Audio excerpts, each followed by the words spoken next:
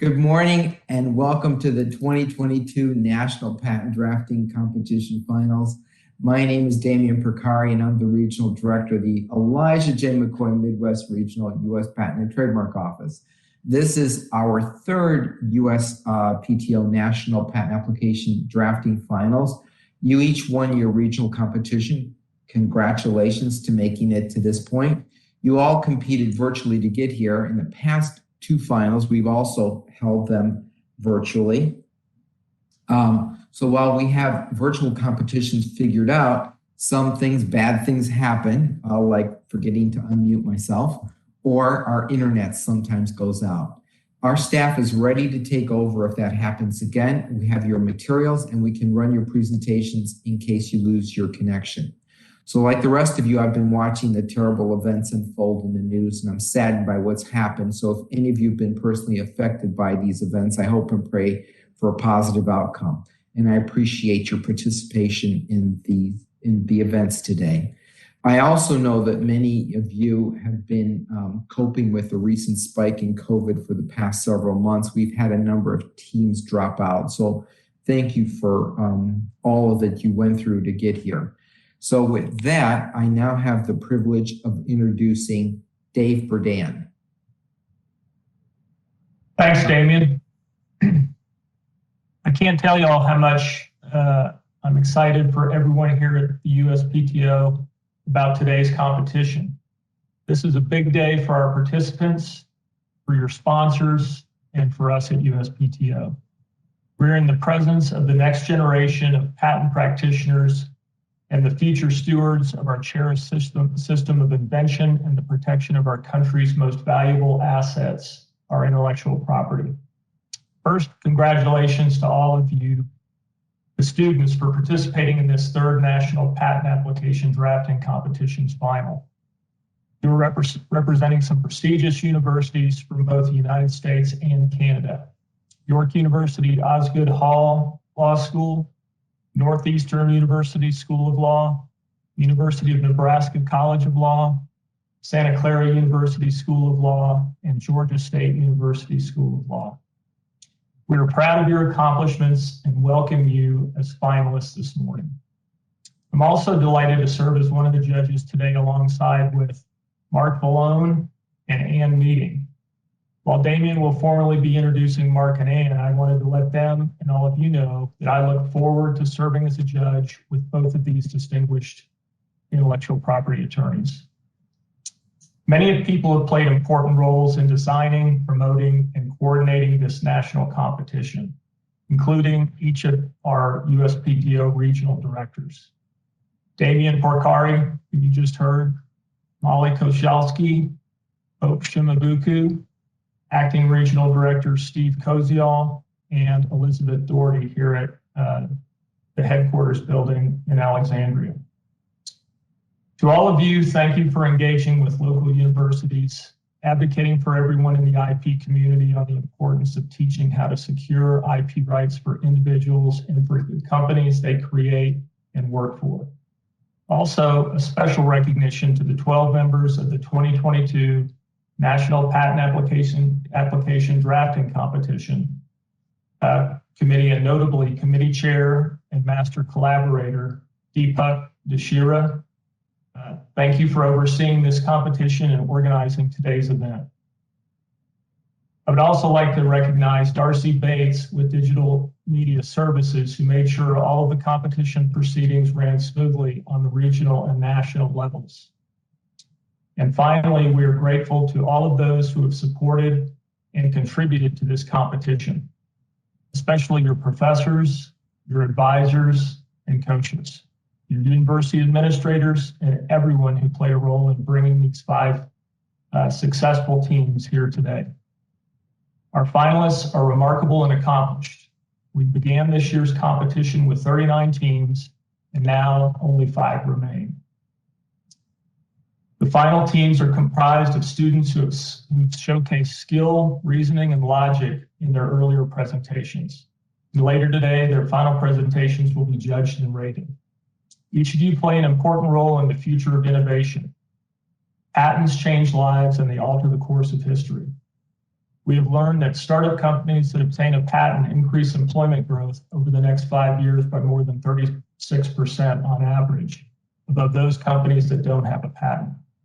Revenues for companies with patents are an average of 79.5% higher after 5 years than a company without one. Throughout our country's history, we've witnessed time and again the unbelievable growth of companies that started with a single idea and a single patent. Alexander Graham Bell's patent number 174465 for the improvement in telegraphy helped launch the Bell Telephone Company, which is now AT&T. Perhaps one of you, our finalists, will help draft a patent for a small business that becomes the next AT&T. I'm confident that many of you will join the ranks of former competitors who are now successful professionals working every day to promote the success of our inventors. Thank you for your dedication, zeal, and passion.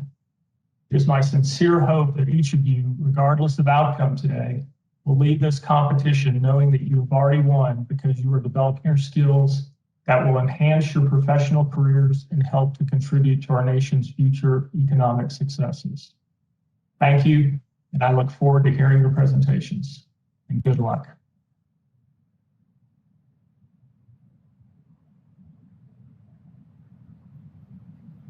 You're muted again. You're muted again.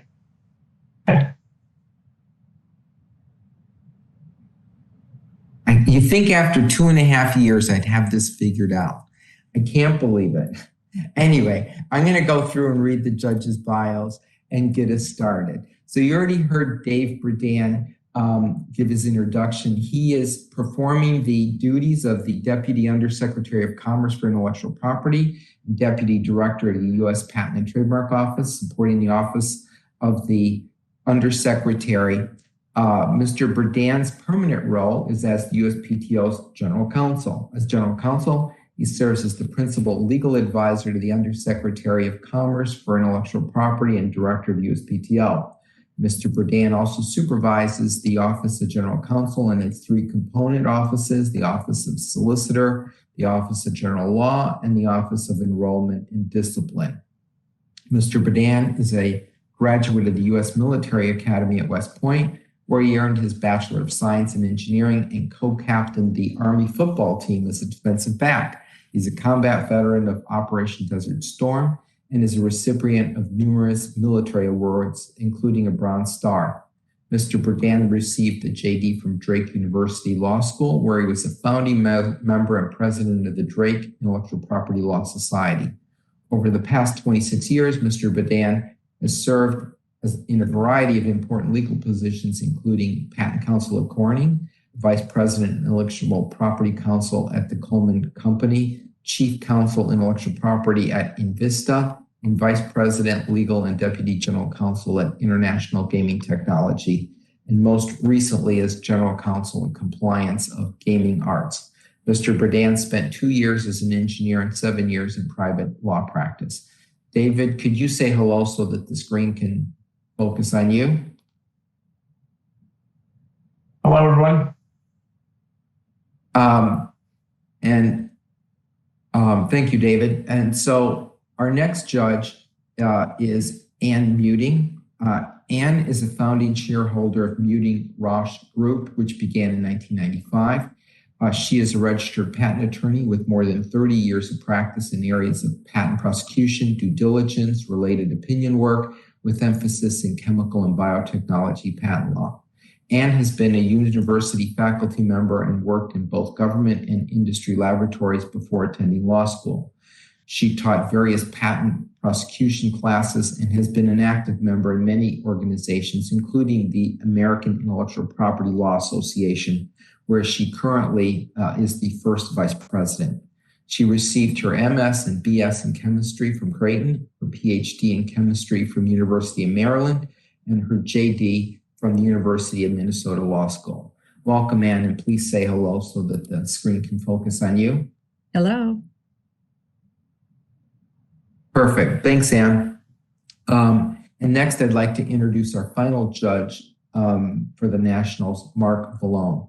Mark is a senior counsel at IBM, where he manages IBM's in-house U.S. patent application and prosecution team. He is a member of the Intellectual Property Owners Association Software Related Inventions Committee and its patent eligibility subcommittee. Prior to joining the IBM Law Department, Mark practiced intellectual property and corporate law at 2 upstate New York law firms, where he was a software engineer at IBM and developed networking and commerce software for mid-range servers. He received his Bachelor of Science in Computer Science from Penn State and his JD summa cum laude from Syracuse University. Welcome, Mark, and please say hello.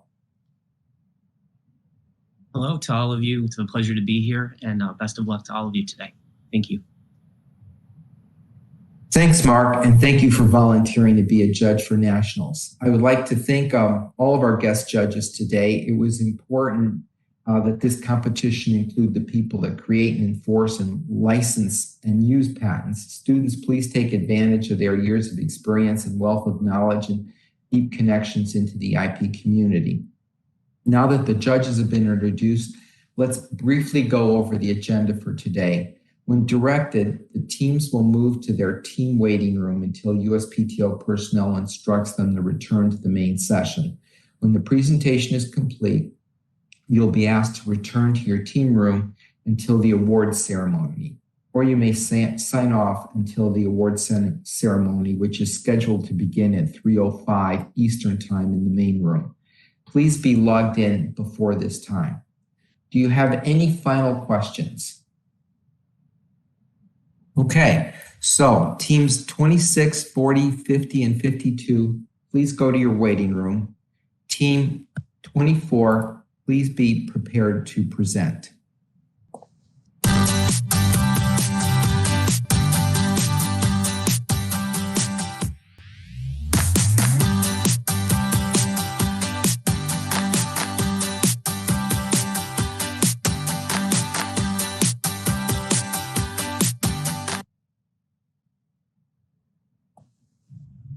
Thank you. All right, you can share your screen again.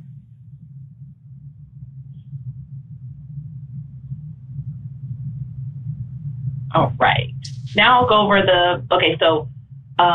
this session will be a maximum of 30 minutes. So you'll have 25 minutes to give your presentation and then 25 minutes to receive feedback. The judges will ask questions during your presentations. Coaches, you may only be a spectator during the entire session. The presentation time will not stop to answer any questions, and your time will be adjusted if there are technical difficulties during the presentation. And I'll keep the official time. By the way, I'm official time. So I'll announce a 2-minute warning when there are 2 minutes remaining for your presentation, and you will be allowed to finish your thought when time runs out. Are there any additional questions? Can you see our screen, please? Yes, we can see. All right, thank you. All right, perfect. And you may begin. Good morning, esteemed judges. Thank you for the warm welcome to the national round of the 2022 National Patent Application Drafting Competition. My name is Emily, and together with Claire and Gerbier, we are Team 24 from Osgoode Hall Law School. Next slide, please. I will discuss our overall strategy, including the search strategy. Claire will discuss our prior art references, and Gerbier will present our application drafting strategy. We will be discussing an invention, specifically an invention for dogs on search and rescue operations. It has 3 basic components. First, a hydration system so that when the dog is thirsty, the dog's handler could provide hydration to the dog when it's out on a search and rescue operation, for example. Second, an inflatable safety device so that the dog can be protected in case it gets caught in an avalanche, immersion in water, or vehicle collision. And third, a vehicle safety device so that the dog is protected during transport and doesn't get injured in case of an accident. We didn't want to claim the 3 components altogether because that would cover only one product when sold, and we determined the disclosure and prior art suggested inventions along each of the 3 lines. Thus, we claimed the 3 components separately as 3 independent claims. The invention therefore covers up to 3 products when sold and ensures that 1 or more of the 3 inventive components are simultaneously wearable by the dog. Next slide, please.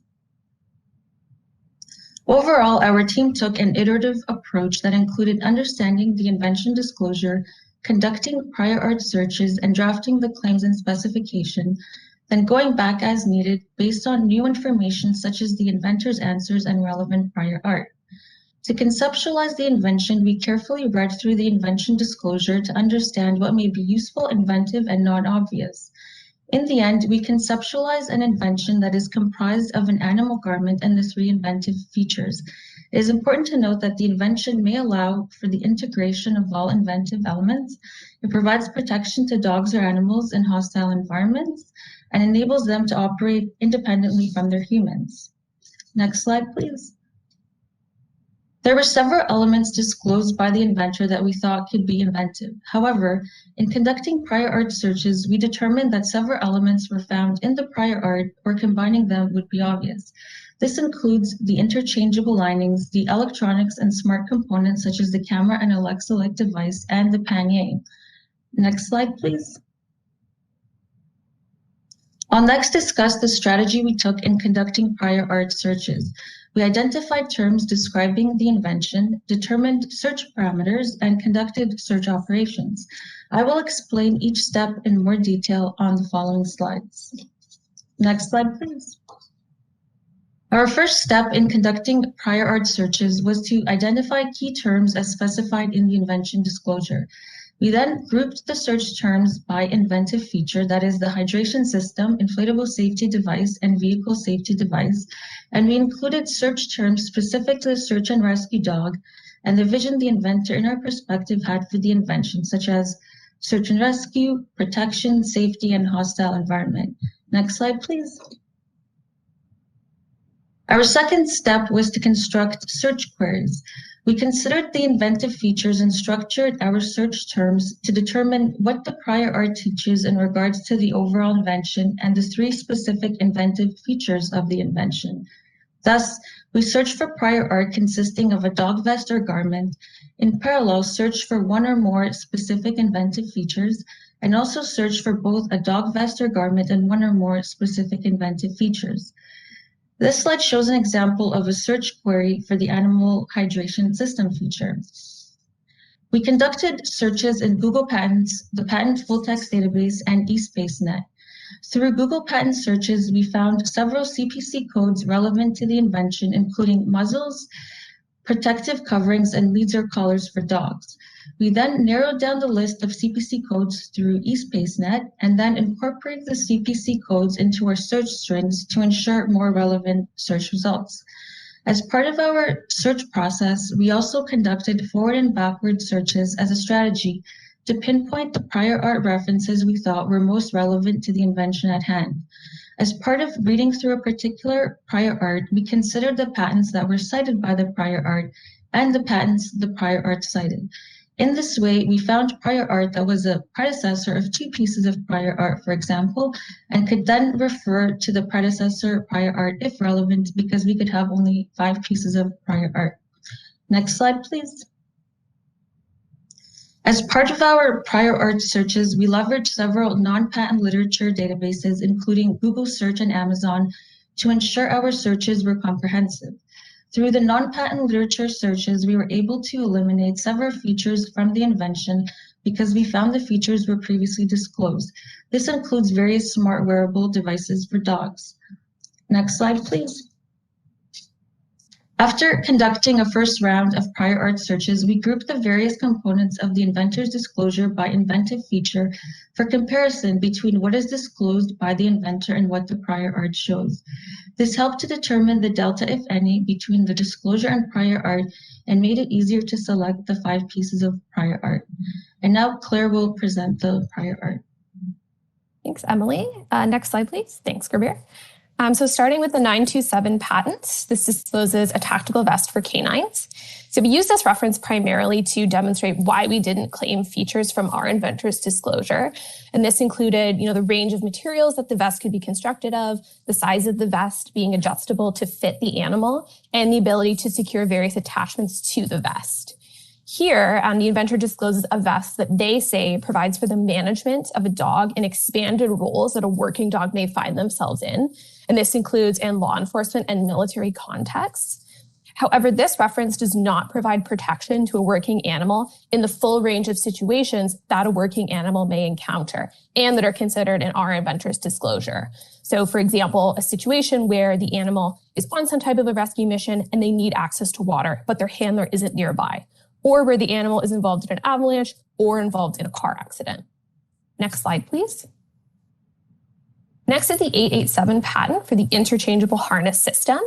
We were sent this reference by the competition following the regional round. However, we had found this reference during our initial independent searching, and we had considered it in the first draft of our application. So this system includes both an animal harness as well as an interchangeable cape. And this reference was particularly interesting to us given those attachable and insertable linings that were disclosed by our inventor. So here, the cape can be inserted between the top and the bottom frames of the harness and can be constructed of a range of materials to meet the needs of different situations that the animal may find themselves in. So we construed this cape to be similar to those attachable or insertable linings, and this is why we decided to focus our claims on other features of the invention, namely the hydration system, the inflation safety device, and the vehicle safety device. Next slide, please. Next is the 609 patent, and this discloses a self-carried hydrating system for an animal. We found this reference when we were specifically searching the features of a hydration system that are found in the prior art. So here we have a fluid container shown in pink, which is attached using a hose to a dispensing mechanism shown in light blue. And this system is then mountable onto an animal using a harness. So while in this reference, we have a fluid compartment that's mounted on the dog and it's connected to this dispensing mechanism. Importantly, the handler is not able to control liquid delivery to the animal unless they are in close proximity to the animal. And this is particularly important in the context of a search and rescue animal. Right? One of the main advantages of these animals is that they can enter a hostile situation, for example, and not require their handler be right by their side. So it might not seem important that a hydration system for a pet could deliver liquid directly to the animal without requiring the handler to be close by, but we identified this as an important feature of our inventor's disclosure. Next slide, please. So this is the 166 patent for the water walking leash. This is another hydration system and has a large degree of overlap with the previous system. The difference here is that the liquid reservoir is handheld and controllable by the handler with a button on the handle. So when pressed, a barrier is removed and that allows the liquid to flow down the hose and then be delivered in proximity to the animal's mouth via this collar shown in light purple. So this system does allow more control by the handler, and the handler can be a bit further away from the animal and still deliver liquid. However, the system still requires that the handler be nearby in order for the animal to be hydrated. Next slide, please. Next is the 136 patent, and this discloses a monitoring device for animals. So this reference was sent to us by the judges following the regional round of the competition. So this discloses a device that allows an owner to monitor the well-being of domestic and farm animals. So the device can be mounted on an animal using this carrier arrangement, which could refer to a collar or a harness, for example. And then a sensor in the device collects information about at least one vital function of the animal. That information is then stored in the evaluation unit, and then a signal can be generated by the output unit when there is either a deviation from or a correspondence to a target level of the vital function. So this evaluation unit and the output unit can be located either on the carrier arrangement itself or as part of an external device such as a smartphone, and that's shown in the diagram in the top right corner.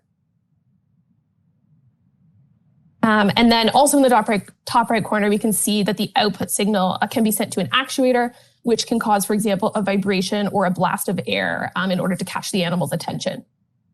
So in this reference, the system is directed largely towards monitoring or detecting the state of the animal, and the actuator that's disclosed provides no teaching of this sort of sophisticated hydration system that our inventor discusses. Next slide, please. Lastly, we have the 031 patent. So we found this reference when we were specifically searching what features of an inflation safety device are found in the prior art. So this reference discloses an animal life preserver where the inflation chamber is worn around the neck of the animal and it's integrated into a harness system. So this system fails to address some of the practical problems that might arise when it's used in a search and rescue context versus for a pet. So if such a device were used in a search and rescue context, a means of locating that animal following an accident is imperative, right? Particularly where the animal wasn't near their human handler when the accident occurs. So our inventor contemplates this problem and integrates this locator beacon that automatically deploys when the inflation device inflates. Next slide, please. So this is an example of a table that we made when we were analyzing our prior art to figure out what features to focus on in our claims. This table specifically relates to the features of a hydration system. So based on these 6 pieces of prior art, the ability for the handler to have this wireless remote control and of delivery of that liquid through the hydration system was a feature that we were interested in and considered as we drafted our claims. Gurbir will now discuss our application drafting strategy. Claire, can I ask a question before we move on to the application drafting strategy? Sure. Did you attempt to do any prior art searching on the hydration system, the inflation mechanism, and the safety device absent the harness or the vest? Could there be a situation where those elements could be sold separately from the vest that you'd want to cover? I think we wanted to stay true to the invention that the inventor disclosed. And part of what made the invention, pass those statutory requirements of novelty and non-obviousness was that, it was mountable onto the animal. And so that was something that we felt was important in our drafting strategy. I think Gurbir was going to mention something as well. Thank you, Claire. So our search limitations included only the liquid hydration system, the animal safety apparatus, excluding any garment. So any prior art that included an animal and either of these features, which included the hydration, animal safety, and animal inflation device, was included in our search strings. So Gurbir, did you find then that you believe those elements would have been patentable absent the vest or the garment? We couldn't find any reference which, for example, for the hydration system, excluding the garment includes something which is remotely controllable and triggered. So we couldn't find any reference barring the garment for either of these 3 inventive concepts that we have claimed. Okay, thank you. Beginning with the claim drafting strategy, so we have 10 claims in total, 3 independent claims as earlier stated: animal hydration system, the inflatable safety device, and vehicle safety device. These are all apparatus system claims, so statutory under Section 101 and meets the Alice test. So they are not an abstract idea, they are machine and they have practical application. More importantly, we wanted to recite apparatus and machine claims to capture manufacturers and vendors as potential candidate infringers rather than end users, where in that case a method claim would have been a better option. So our claim drafting process included grouping related inventive concepts from the invention disclosure, reviewing them with the view of the prior art, and identifying points of novelty from there. And those points of novelty were further distilled by building problem solution statements. So this was done to remove any unnecessary limitations that could be included in the claim language. Overall, claims were prepared following drafting principles, which included providing as much breadth as possible in view of the prior art. The dependent claims are points of novelty, but in addition to that, they have commercial value and add structural limitations where needed. Serious note was given to post-grant enforcement and also envisioning infringement scenarios by candidate infringers, and of course maximizing royalty base. So we didn't make our claims limited to only a dog or just search and rescue operations, but it could be used by anyone in as a pet by pet handlers as well. So the first independent claim recites the hydration system. The identified problem here is the challenge to hydrate an animal remotely in a hostile environment. The solution that the inventor had identified as this wirelessly operable hydration system that can be activated using a remote signal. Now, the essential elements to achieve this is a liquid reservoir, a tube that extends from the liquid reservoir and its outlet end connecting to the mouth of the animal, and a dispenser, a remotely controlled dispenser that triggers operation on receiving a wireless signal. Now, to provide breadth, we use broader terms than what were given by the inventor. So garment was used instead of vest, liquid instead of water, animal instead of dog, and functional language was used when we built our claims. So we didn't recite remote, which is at number 170 here, but we used a functionally reciting expression, which is remotely controllable via a wirelessly transmitted signal. Now, to maximize commercial value, we excluded unnecessary limitations, expanded use cases, like I said, not just to search and rescue operations, but even in domestic, or even for domestic use, and not limiting to an animal, but not limiting it to a dog, but to any animal. Claims 2 to 5 depend on. Can I ask you a question about claim 1 quickly? Yes, please. So I see a limitation there that says the garment must be wearable by the animal. In your view, to prove infringement of that claim, how do you prove that the garment is wearable by the animal? Do you actually need the garment to be on an animal to prove infringement? Yes, we do. So that's part of the functional or the inventive improvement of this of this hydration system. We need something to hang on this hydration system onto the animal. Now, we haven't defined the garment, so it need not just be a vest, it could be a belt or anything which is worn by the animal, but functionally its purpose is to allow that hydration system to be fit on the animal. So even by contributory infringement, or if there's a manufacturer who's inducing that you could use this hydration system by hanging it on the animal through a collar or something, it would still be considered as an induced infringement. So the garment is part of the invention that the animal can independently carry, and you need that garment to carry that hydration system. Thanks, Kabir. So as I was saying, dependent claims 2 to 5 depend on claim 1. They are not just points of novelty, defensible positions, but also have commercial value, something that could be advertised. So even if claims are allowed, by narrowing them down, they would still have value in commercial marketplace. For example, claim 2 here, it adds a structural configuration, which is a pump and switch, which could be activated remotely and trigger the liquid delivery mechanism. Claim 3 includes a sensor, again, of a commercial value, which would detect and communicate the hydration status to a remote interface and receive a signal to trigger the water dispenser. Now, claim 3 is the only amendment that we have made in view of the prior art. We had to fix the antecedents defect here. Otherwise, we are confident that even with the new cited references, our claims are inventive. The references, the prior art references, as Claire mentioned, are here, D1 to D3. D1, again, teaches against the functioning of a present claim set. So it throughout the reference, D1 is about using the tube as a hose, not just for delivery to the mouth, but also to clean or to wet the animal.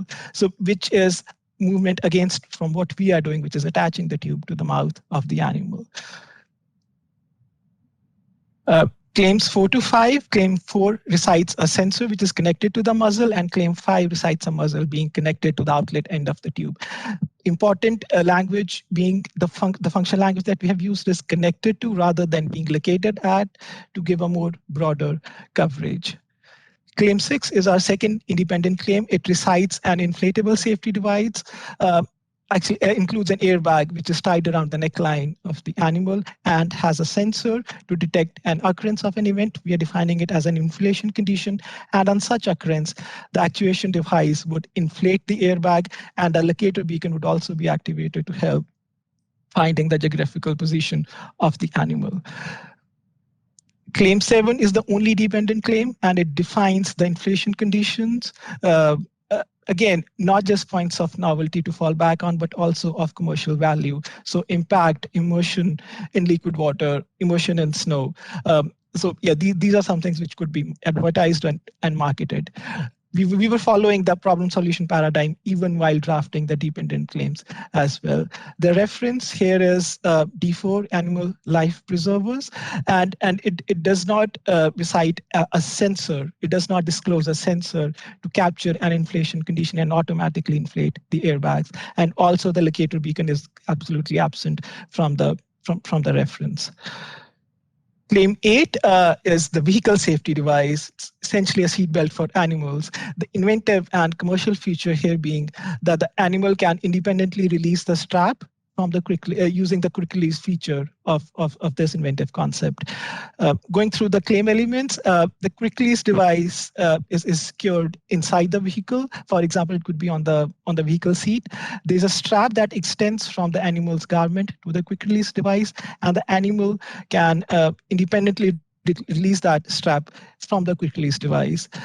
Keeping in mind, language was used, keeping in mind possible infringement. So releasably securing, extendable, these terms were used so that even if the device is not actually worn or used by the animal, that is by the end user, that even if it's on the shelf of a retailer or in a manufacturer's warehouse, it could still constitute infringement. Claim 9 provides a structural scope. It gets into more detail of the vehicle safety device. So there's a base. I've got a quick question. Can you go back to the earlier claim? Yes, please. So where you say a quick release device securable inside the vehicle. Right. Did you take into consideration the scenario where the animal could be in the bed of a pickup truck or some other area outside of the vehicle? Right. So if it's in the back of a pickup truck, I guess it would be construed still inside the vehicle. If it's on like the bed of the pickup truck at the back, it could still be construed that it's inside, that the animal and the device are like being carried while being inside, even if it's on the back end of the vehicle. Yes, 2-minute warning also. Okay, thanks. I'd like to ask a question since we have, you're almost to the end of your claims. Right. You drafted 3 independent claims. You were very clear that you were looking at 3 basically separate inventions. And I'm assuming here that we have a solo inventor. I'm assuming here that solo inventors usually aren't made of money, and that this having 3 independent claims could end up with 3 patents with 3 sets of maintenance fees, which can get quite expensive. Did you think at all about, is there a way to claim one umbrella claim, one independent claim that would cover all of them? Was that all considered, and was that possible in view of the art? Right. So we had options to recite only 3 independent claims, including 1 umbrella claim might have been too limiting when there are unity concerns, and we had to separate these 3 inventive concepts. They have, so they have significant. Did you consider an independent claim that could encompass, 2/3 of what you have here?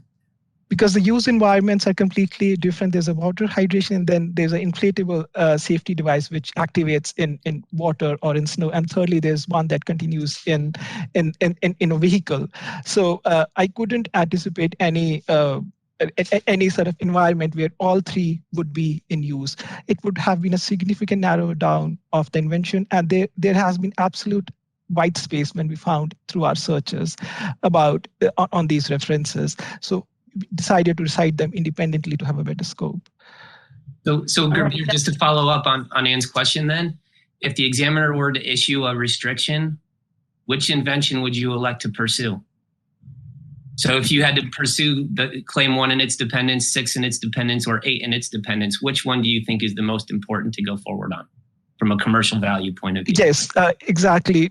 Not considering the novelty concern, I think the invention number 1 would have more commercial value because it could be used not just by domesticated, but also in search and rescue operations, which is a niche field. So I think that would, and we found like there's a white space as we could find from our references. So that would be our preferred choice first, but like optimally it would be all 3 divisionals to be pursued. Okay, and that's time. So now we have a few minutes for Q&A, well, feedback from the judges. 5 minutes for feedback for judges. So I'm just going to continue. I'm going to jump in first because this is very important for independent inventors for you to think about. You said something about you were looking for, I thought you said, now maybe this is my misinterpretation, those three being used together. And I was thinking of a claim, and I was trying to draft, as I was reading everything, I was trying to draft a claim in my mind that could, what are the common features between each device? Not necessarily that they would be used together, but they might be totally three separate devices, but there may be some common feature or features that draw them together under one umbrella claim. That's really important when you deal with an independent inventor, a solo inventor, because it gets so expensive. I do commend you for thinking, hey, he could have, three different patents, and maybe that would be what this individual inventor would want. That could be, cover independent products that would be covered separately and distinctly. But that can be quite expensive, not only during prosecution, but maintenance. If I may please respond. So the common element that I could find was the garment. That garment is used to put on the hydration and also to carry that inflatable safety device. But as the inventor had envisioned, so the garment was used as an implement to put those devices onto the animal, but have a completely different functionality. So if you are trying to find a common denominator, then the garment would be one. But considering the commercial value and the white space that we found through our patent searches, it would be profitable to prosecute and pursue these different patent applications. But thank you for your comment. I realize the maintenance fee and continued examination, if that's required, is quite expensive for three different applications. Gabir, you made a statement, and I also heard it earlier, something about staying true to the inventor or the invention or the inventor's vision. And part of what we do as patent attorneys is try to get our inventors to expand out and broaden their horizons and maybe think of applications in which their invention could take place that they necessarily didn't think about. And that was part of the reason behind my questions for asking is the vest really required? So if the hydration system was on the shelf of a store and the inventor came in and saw it and said, hey, that's the same thing I have, it's just not attached to a vest. Can't we stop this person from selling it? Not if you claimed the vest, right? So staying true to the invention, goes so far, but you want to try to, and I know you probably didn't have an opportunity to talk to an inventor here. It's a hypothetical issue, but just something to think about going forward. Thank you so much, Mark. So it might have, because these would work putting on the animal, so it could be covered in induced infringement because there might have been some instructions coming from the manufacturer or retailer that you could use anything to put on these devices onto the animal, and that could be the garment. So we didn't limitly recite the garment as a vest or a cloth, but could be anything, could be a strap, just as long as it functionally hangs those devices onto the animal. Hey, CD, I'm just following up on what Ann said. Another advantage to what Ann was talking about doing is that you would get the benefit of an examination that would disclose a lot more prior art right out the chute instead of getting a restriction requirement, right? So you're already adding on additional costs by having to respond to a restriction requirement, and you're then going to delay when you get your search results potentially, right? If they don't provide until you at least designate, which claim set you want to go with. So just food for thought for the future. Thank you, David. Yep. Thanks, Team 24, and thank you, judges. So judges, you may please head to the judging room and please come back by 11:55 if you can for the next team. And then Team 24, please go to your team room. And then the award ceremony is at 3:05 in the main room. Thank you. Thanks, guys.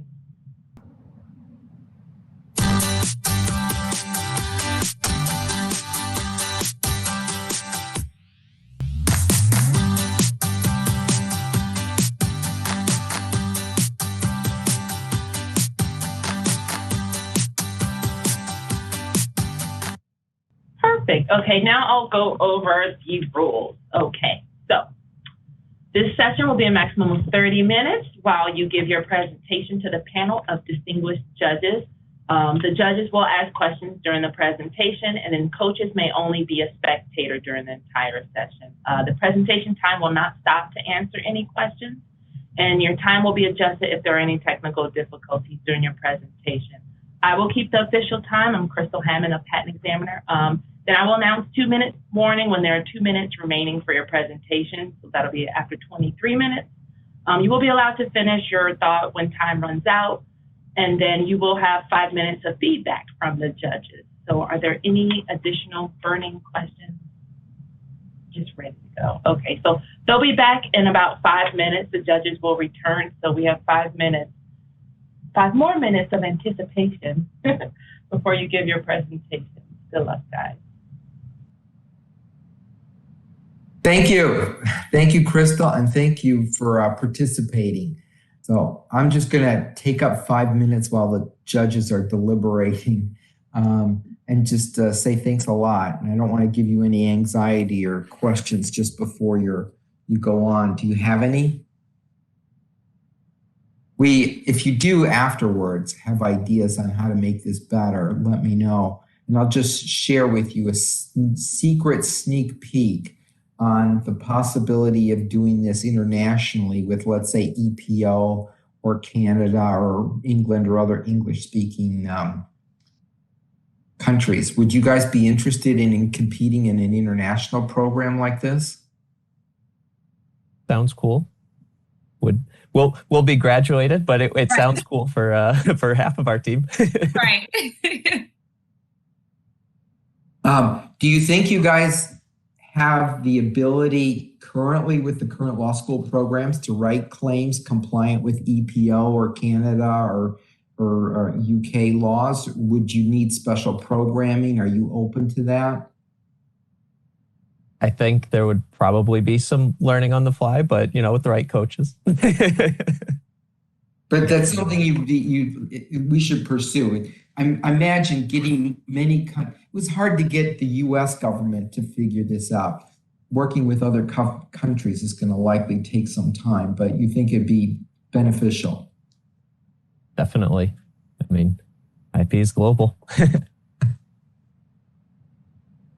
Well, good for that.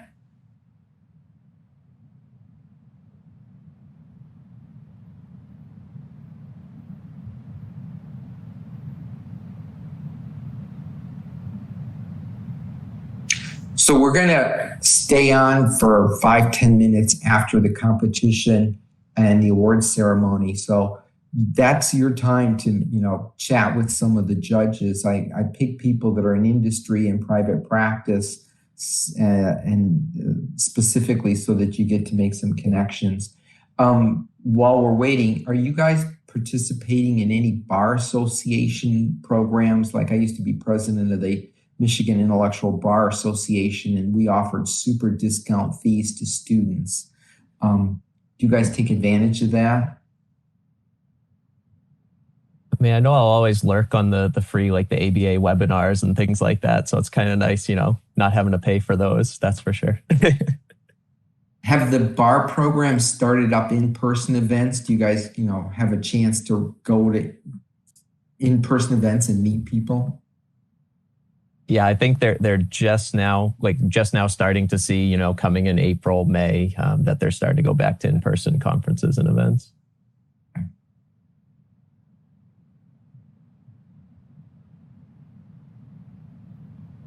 It's very so-so. I think the bar associations, they're trying to make sure that they can maintain engagement, but also slowly begin that transition back to in-person. So a lot of times we're seeing hybrid events, and it's oftentimes a split, but more so a predominant virtual event, but trying to pepper in some in-person events as well. Good. Well, yeah, that's going to be a challenge. My expectation is that every event will have remote speakers and attendees, and making sure that they feel part of the program is going to be a bit of a challenge. We got to figure a lot of things out. Do you guys all have career plans in the business and intellectual property? So all you are committed to IP professionals. Good. Did this program change the course of that career plan? Were you always targeting IP or patent law, or did this perhaps focus it? I mean, I think it was always the trajectory, but this kind of confirmed like, oh yeah, I actually do like doing this stuff. Do you compete in any other IP programs such as Giles Ridge? I know our team in the past was talking about doing some other competitions, but this year this was the only IP competition the school did. Obviously, we had originally planned this to be in person, so you were supposed to be arguing in the PTAB hearing room, where all the judges are sitting on a bench. This has been real life for the last 2.5 years. If you were arguing an IPR, this is exactly how you would argue it. So this is not an artificial process. This is what every lawyer has been doing for the last 2.5 years. We want to invite you to PTO next year when we hold the 4th Nationals. You'd sit in the audience and get to meet people, meet the new director, and walk around. But we definitely wanted to have an engagement portion to the competition, so it isn't just 100% remote. Okay, with that, as soon as all of our judges are back, I'm going to turn it over to our timekeeper.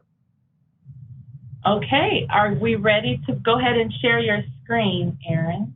I'm still waiting for Dave. Do you want to wait just 2 seconds for Dave before we get started? Right, yeah.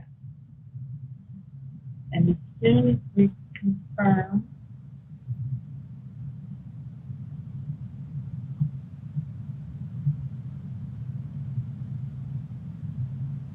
Yeah, Crystal, just make sure Dave's on the line before we get started. Yep.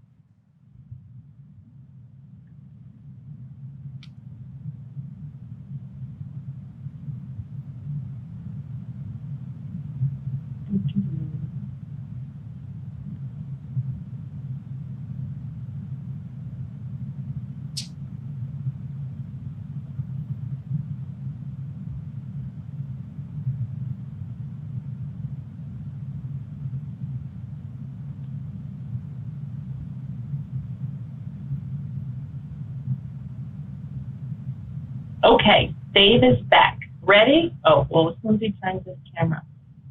All right, ready? Okay, you may begin. Your time starts now.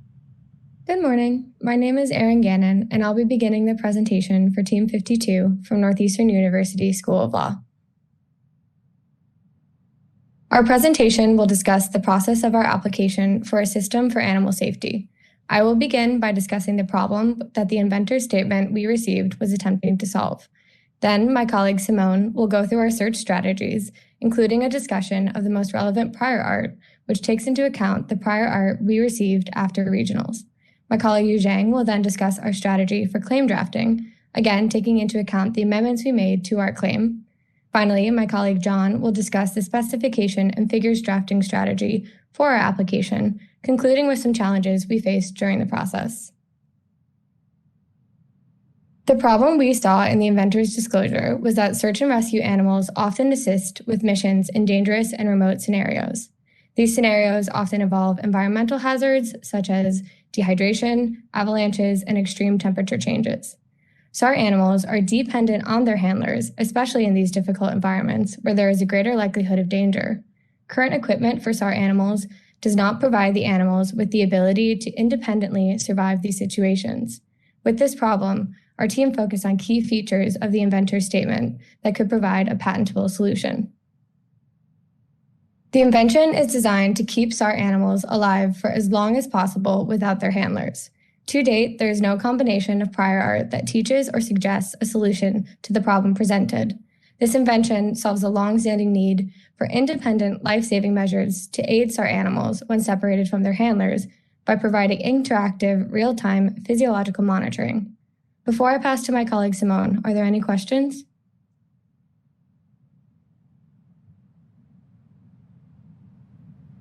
Thank you, Erin. Good morning, everyone. My name is Simone Yap, and I will be discussing our search strategies, post-issuance enforcement considerations, and the 5 most relevant pieces of prior art. Next slide, please. The purpose behind our search strategy was to understand the existing prior art and potential connection to the present invention. The rationale of our search was based within the primary elements of the invention derived from the inventor disclosure statement, the functionality of the claimed invention, and its embodiments. The methods that we utilized included the USPTO's 7-step strategy, a combination of the CPC classification and elements of the invention, once again derived from the inventor disclosure statement, and conducting a search of non-patent literature. Next slide, please. Post-issuance enforcement considerations. So this section focuses on post-issuance enforcement consideration matters that we took under our consideration when devising our search strategy. During claim drafting, which my colleague Yu Zhang will discuss, we had additional post-issuance enforcement considerations. With this, we conducted a claim comparison between our claim set and the prior art. And within this, we had 3 primary considerations: novelty, non-obviousness, and usefulness. The purpose of our search strategy was to ensure that the claimed invention survives patent prosecution and allows for market enforcement and market position maintenance. Next slide, please. Our search. So to ensure that we had knowledge of and understood the prior art that exists, we conducted a domestic and international patent search and non-patent literature search. For our domestic patent database search, we utilized Google Patents, Justia Patents, and the United States Patent and Trademark Office Patent Database. Our search string consisted of singular Boolean searches, such as you see on your left-hand side of the screen, such as quotations, breath, monitor, exclamation, and dog. And we also included a combination of CPC classification and Boolean search strings, as seen on the right-hand side of your screen, such as A01K, and a combination of Boolean search strings. For our international search, we use WIPO Patent Scope, and here you will see a list of Boolean search strings. We also utilized WIPO international classifications, but did not include them here. Examples of such are A01K 1/00 and A01K 1/02. Our domestic and international patent database searches informed our non-patent literature search. We used the Google search engine to conduct this, and we searched for white papers that were related to breath monitoring devices for dogs and automated dog hydration system. And those are just examples of the search strings that we used to do that search. Next slide, please. So the relevant pieces of prior art. Following the conclusion of the regional competition, we were provided with 2 additional references. After reviewing those references, we have included them in this presentation due to the commonalities shared with the previously included piece of prior art and relevance to claimed invention. For all listed pieces of prior art, we analyzed 3 components: its functionality, elements, and relation to the claimed invention. Here on your slide, you see the first list piece of prior art, which is an animal self-carried hydrating system. The functionality of this invention is to hydrate the animal through a self-carried hydrating system, which allows the animal to carry its own fluid, be hydrated without removing the fluid from the carrying mechanism and cooling down. And its primary elements are an animal harness, a fluid holding container, dispensing mechanism, and fastening system. And its relation to the claimed invention is the inclusion of the above elements to hydrate the animal and the functionality for it to be carried by the animal. Next slide, please. This was a piece of prior art that was provided to us post the regional competition. This is an interchangeable harness system, and its functionality is just to provide dogs of various sizes with interchangeable capes that can be used to meet different situational demands. And its relation to the claimed invention is the inclusion of a harness as a garment wearable by the animal and interchangeable components for various situations. Next slide, please. Here, as you saw with the 2 previous listed pieces of prior art, those are more focused on animals. But to make sure that we were inclusive in our search, we also included human-based prior arts as distinguishable. So here we have a jacket and method for surviving an avalanche. The functionality of this invention is to provide a method for surviving an avalanche through the encapsulation of a head of a person by an expandable member. And its elements include an inflating expandable member and expandable members in the pockets of the jacket, canister, and apparel with a wearable clothing member. And its relation to the claimed invention is just the inclusion of that inflatable component designed to encapsulate a head. Next slide, please. this is another piece of prior art that was provided to us post the regional competition. And this is an invention that is a monitoring device for animals. And the functionality of this is monitoring an animal's well-being by sensing its vital functions, developing a tolerance range, and determining whether a deviation has occurred by analyzing if the animal's target state is outside of that tolerance range. And the elements, yes. Can you go back to the last slide? Absolutely. So that piece of prior art, did that impact how you drafted your claims? Any claims to the inflatable airbag? So my colleagues Yu Zhang and John will be discussing the claim drafting portion. Okay. So we'll address that later on during the presentation. Next slide, please.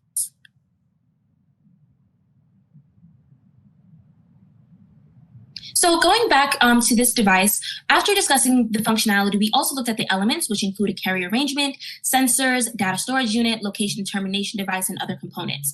And the relation to the claimed invention is the inclusion of a location determination device and the utilization of a sensor to determine the vital function of an animal and whether that vital function is outside of a certain range. Next slide, please. And lastly, this is a canine seatbelt and harness that has a functionality of providing securement and restraint of animals in concomitant use with a vehicular seatbelt structure.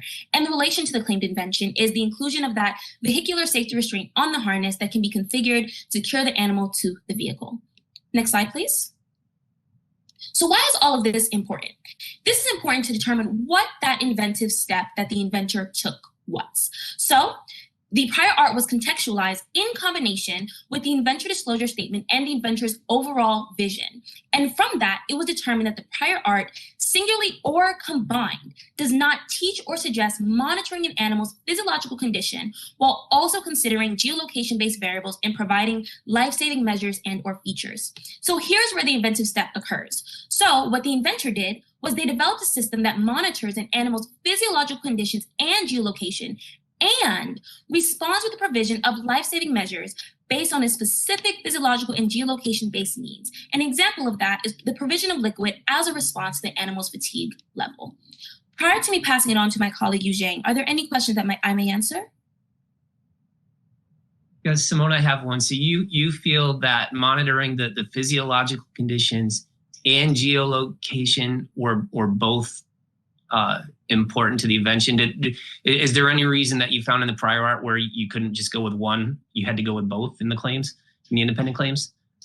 Absolutely. And so just to get a little bit more into the claim section, my colleagues John and Yu Zhang will touch on that. But regarding the distinguishing factors from the prior art, what we found is that singularly or combined, it did not address this problem that my colleague Erin discussed about what are those life-saving provisions for these specific type of animals. And the prior art, when you look at it singularly or combined, especially when undergoing a KSR analysis, it does not solve this problem. And also there is no step that can be taken to understand, to develop this type of invention. So it is novel and non-obvious in that nature. And regarding the development of the claims, my colleagues Yu Zhang and John will discuss that further. Okay, thank you. Of course. Any additional questions? Thank you. Yu Zhang?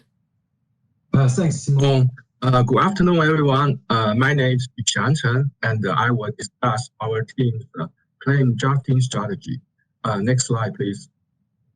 So, as Simone mentioned, in assessing the many aspects of the inventor's disclosure, we determined that the inventive value lies in the new functionalities offered by the safety system that can semi-automatically protect an animal against harmful effects that could result from a search and rescue mission, such as dehydration. So while still providing access to remote interactions by handlers as needed. So here is the amended Claim 1. So first of all, I want to say that we believe that our original claims were sufficiently distinguishable from the prior art. But because the solo inventor might only have a limited budget, and plus minor narrowing of the independent claim can have a major patentability upgrade and potentially expedited the approval process. So we opt for the following amendments, which are fully supported by the original specification. So in this amended independent claim 1, so we added that the safety system can further identify a geolocation and determine the animal's fatigue level based on the breath pattern and geolocation of the safety system. Yuzheng, can I ask a question about that? So if you're saying that the original claim was patentable over the prior art, did you consider adding the geolocation concept to a dependent claim rather than putting it in the independent claim? Just so you can still have that element examined, by the examiner and see if there's any prior art out there without further limiting claim 1. Exactly, that's exactly what we did. So in our original claim set, the geolocation was in the dependent claims, dependent claim 7. So the reason we move it to the independent claim is we're trying to add a small narrowing, make it more specific, and to expedite the allowance process. That's the reason we're trying to add it into the independent claim. So I have a question. Can you hear me? Yes. Yes. Okay. I noticed that your claim set has only one independent claim, and you're allowed to have up to 3 independent claims. Why did you select do only one independent claim? Because I think that's sufficient to protect the most commercially valuable of this particular invention, and that's our kind of team's decision to make it only one independent claim. And also, I will talk about the claim differentiation later on, and we will further, basically the idea is we're trying to have one independent claim, and we have multiple dependent claims, kind of narrow the scope of the independent claim and trying to make it more patentable. So why did you select the so one of the important claim features, I'm assuming, in your claim 1 is this sensor and the ability to, let's see, this is the one where you're providing the liquid. So this is the hydration system. So why did you select that as an important patentable feature, the most important patentable feature of the hydration system versus the safety device for the inflatable safety device versus the harnessing in the securing in the vehicle? Why did you determine that one was the most important to claim in claim 1? I think this is out of a business reason. So we believe that hydration system is very valuable for any search and rescue mission, for any animal, like in the search and the rescue mission. And I feel like that's the most commercially valuable feature that we should incorporate into our claim. That's why we make it independent claim. Okay. Thank you. Yeah. So basically, as I said, so because of the inventor is a solo inventor, we're trying to expedite it in the approval process, and we opt for the amendment. And we also believe the amended claim 1 still retains all the commercial values targeting the market of search and rescue animals. Next slide, please. Yuzheng, before you go on to the next slide, can I ask another question quickly about claim 1? Yes. So you sort of inferentially claim the power source. So you have a first point configured to secure a power source. Then you have a monitor that's coupled to the power source and an actuator that's coupled to the power source. Is the power source an important element of the safety system such that there should have been a safety system wearable by an animal comprising a harness, a power source, a muzzle, a monitor, and actuator? So I'm just curious why inferentially claim the power source rather than make it a base element of the claim? Oh, so because we believe the actuator and then the power source to be something as a whole, like we said, it's coupled to the power source. So I know like power source is, like you said, it's quite important. but we believe actuator, we always need a power source no matter what, right? To have an actuator to provide liquid, like water in this case.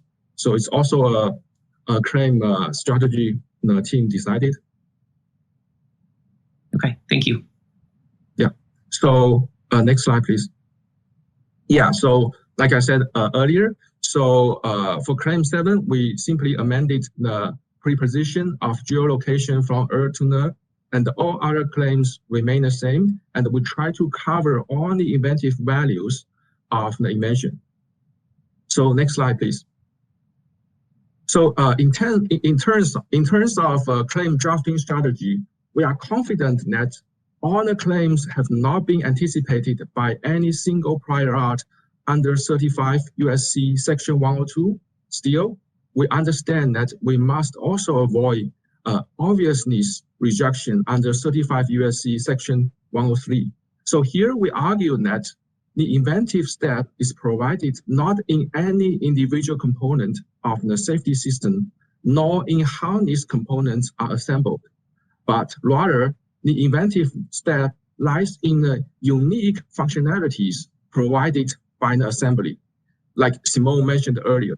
So for example, the safety system can protect the animal from potential harm in a search and rescue mission by not only enabling remote interaction with a handler, but also furthering the animal's autonomy in the field, such as providing water based on the animal's fatigue level. So remember, the goal is to help the animal survive in a harsh environment as long as possible.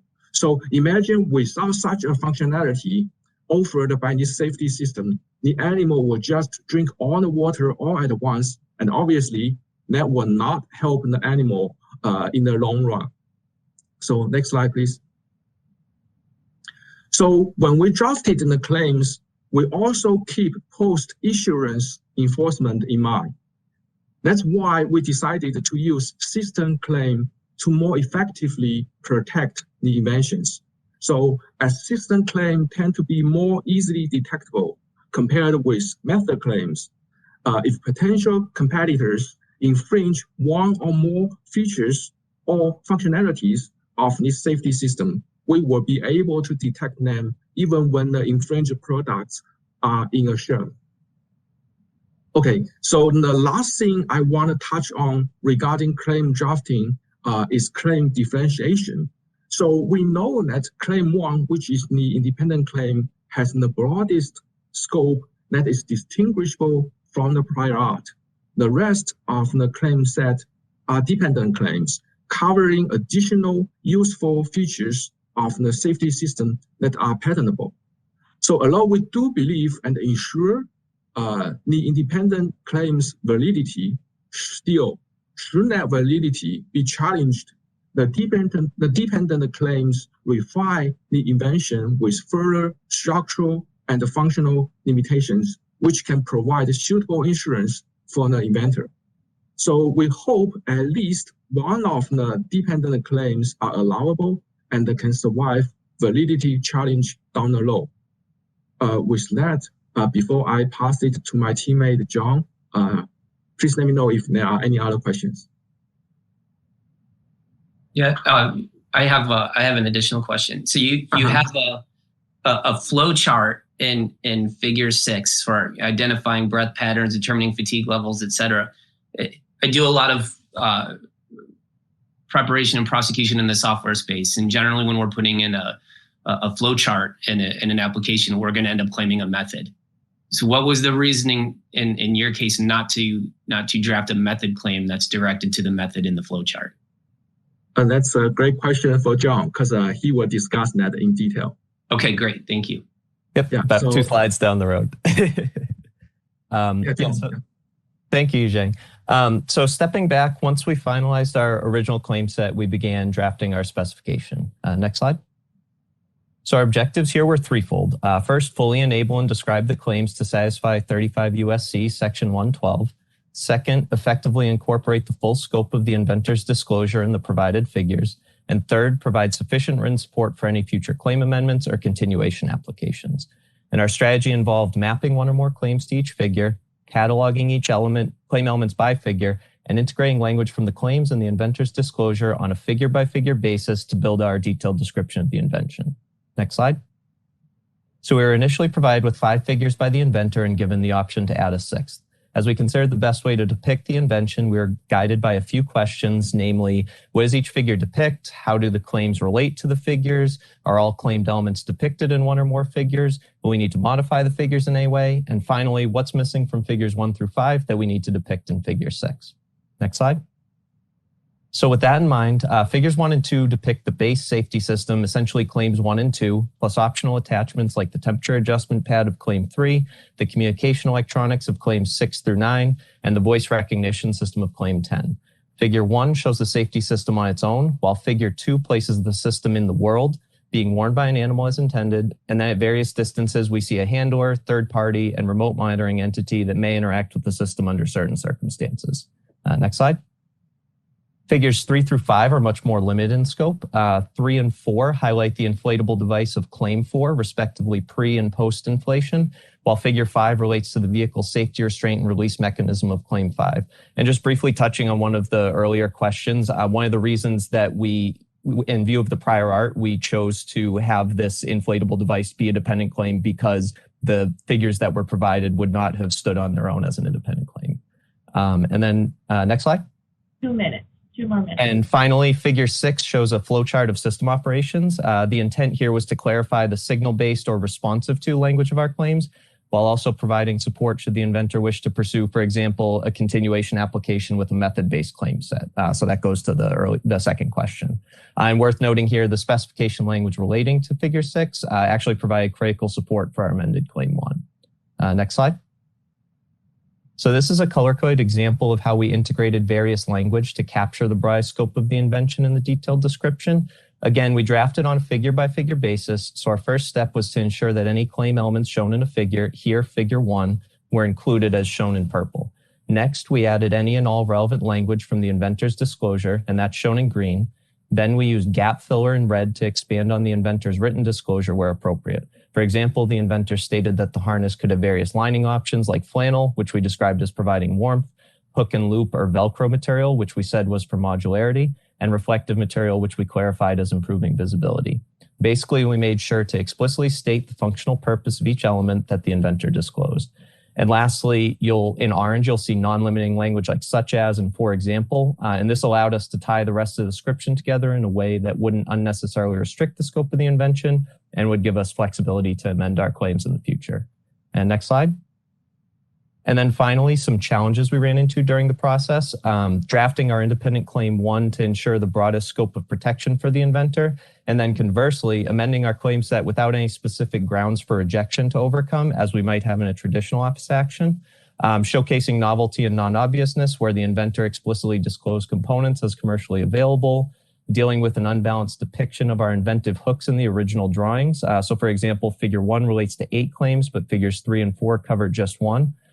Lack of contact with the inventor, precluding certain claims because we couldn't confirm whether the inventor had actually conceived those potential system functions. And of course, as we run up on time, length constraints for the competition were always on our mind in our drafting strategy. So next slide. And that concludes the presentation. We'd be happy to answer any further questions. I have a question, John, Sure. if I may. Sure. So your claims were a safety system wearable by an animal. Correct. Did that language by an animal dictate, is that putting any kind of limitation in the claim? And what kind of, everything you show is related to a dog. Sure. So what was your intent with using that by an animal language? Sure. So the figures we were provided with were the figures we had to work with, and those all depicted a dog. So we brought in slightly by changing the language from dog to animal, so effectively broadening in that way. But the whole point of this system is to provide life-saving measures to an animal in a fashion when it does not have a human involved. So a human that would be using a similar system knows when to drink water, it has a little bit better idea how to conserve water, things like that. Versus a dog, if you don't have this responsive to system, then the dog might just continue in a remote setting or an animal might continue to drink water until it runs out. And if it's in a remote setting without a handler, now it's out of luck and it's in danger. So that was Did you define animal in your application? No, we used, for example, as a dog, but it could expand into other animals, and we assumed that anyone skilled in the art would understand the animals that this would apply to for sort of, yeah. Thank you. Judges, if you can go ahead with your feedback too in our final wrap up. 12:27 is our top stop time, so 3 more minutes. Well, I'll keep talking then before the others go. I think it's a mistake to have only one independent claim when you pay for 3 from a cost perspective, even though it may be the broadest and you're not thinking of separate inventions. It could be you draft 2 independent claims that are more picture-like. So they don't necessarily have to be directed to separate and independent claims, inventions. They could be much more narrow than claim 1. And considering you can't, or in your competition, and I don't do in US practice multiple dependent claims, it does allow for you to bring multiple elements together in combination that you can't get from a single dependency type structure, which you're limited to from a cost perspective during US prosecution. So I think it's a mistake of not have 3 independent claims. I'll follow up a bit on some of that with the cost factor too. So here you're representing a sole inventor, right? And when talking about the flow chart in figure 6 and the decision not to claim that and possibly do it in a continuation, your inventor may not have funds to pursue a continuation. And by including that material in the specification, you're going to preclude his ability to later to stop anybody from performing that method, right? Because you're disclosing it without claiming it. So that's a risk, right? You'd want to make sure if you're going to disclose that, you're going to want to find a way to cover it in the claims and talk to, in a real life situation, talk to your client to see if they would rather you do it now rather than in a continuation, because it's additional cost.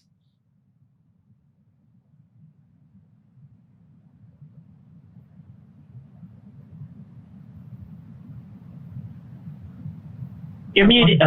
Yeah, I got one quick question on going back to the claims. I don't remember if this has already been covered or not, but you, under the harness in independent claim 1, you claim a first fixture point and a second fixture point. It's almost like, how that could be problematic in litigation, right? If I'm thinking, what is a fixture point? And what if somebody does it with a single fixture point? You have to have the 2 fixture points? So yeah, we provided additional elaboration in the spec. We sort of figured that would be the limit, but like, for example, we talked about like a Velcro strip that might have, it's essentially one location, but 2 fixture points. Just the idea that 2 items would have to be attached at 2 different points. Okay, sometimes, another way to do it, in my mind, to claim that would be to claim the opposites, right? The power supply and a reservoir, right? You don't even have to say liquid reservoir necessarily, right? You can have that independent claim, but affixed to the harness.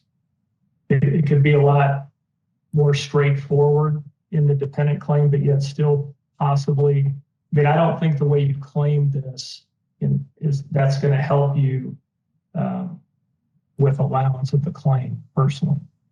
And it's a lot of extra language. And so if you get into litigation, people are going to pick that apart. It's just something to think about. Well, thank you, Team 52. Thank you, judges. So award ceremony is at 3:05 for the team. So you guys can go hang out in your team rooms. We also have a break So judges, you guys may head to the judging room, and then we come back 12:55. So there'll be a break also.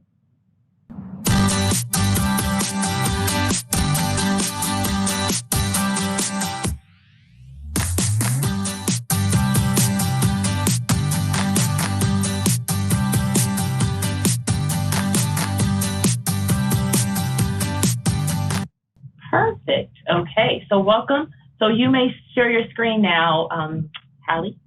Team 40, I will begin reading the rules for the competition format. Okay, so competitors, this session will be a maximum of 30 minutes where you will give your presentation to the panel of our distinguished judges. So that'll give us a stop time of 1:25. So we'll start at 1. And then at 1:23, I'll announce judges, you will be able to ask questions during the presentation. And then the coaches, you may only be a spectator during the entire session. The presentation time will not stop to answer questions. Your time will be adjusted if there are any technical difficulties during the presentation. I will announce 2-minute warning when there are 2 minutes remaining, so that'll be at 1:23. You will be allowed to finish your thought when time runs out. So do we have any additional questions? We still have 5 more minutes before the official start time. Perfect. Okay, so then we will start at 1 o'clock in 5 minutes. All right, you may begin. Your time starts now. Okay, thank you. Good afternoon, everyone. We are Team 40 from University of Nebraska, and this is our presentation for our animal search and rescue device. My name is Hallie Hayhurst. And I'm Catherine Zeno. Now that you've met the rest of my team, I will start by giving us a bit of an overview of where our presentation will take you today and how our patent application process went. So we began with really understanding the invention. We wanted to really get to the baseline of the inventor statement and really understand what they felt they had invented and just everything we could about it before we moved on with the process. We then, once we felt like we'd gotten a grasp of the understanding of the invention, we moved on to planning our search strategy, then implementing that strategy to get our results, record our results, and then ultimately moving on to our claim drafting phase. And this wasn't necessarily a linear process. There was a lot of back and forth. If we felt we'd gotten too many search results, not enough. If we didn't understand the invention, that sort of process. So once we got to the point where we felt we understood the invention, this is the purpose that we came up with. And that was a vest assembly for search and rescue animals that includes a variety of safety components to protect and support the animal during a mission. This was the invention breakdown of keywords, components that we felt were important based on the inventor's statement. And we will return to this slide later to see how this evolved during the search process and claim drafting process. We'll now hand it over to Catherine. So during our search strategy, we went through this process of identifying keywords, searching the databases, checking non-patent literature searching, and recording our results in an organized fashion. Next. So as I mentioned, we began with keywords. This is just a little example of some of the brainstorming that we did, trying to go through the invention statement and understanding the inventor and the invention and those words that we were able to pull out. Next. As you can see here, the highlighted words are some of the keywords that we focused on more than the others in our search. Next.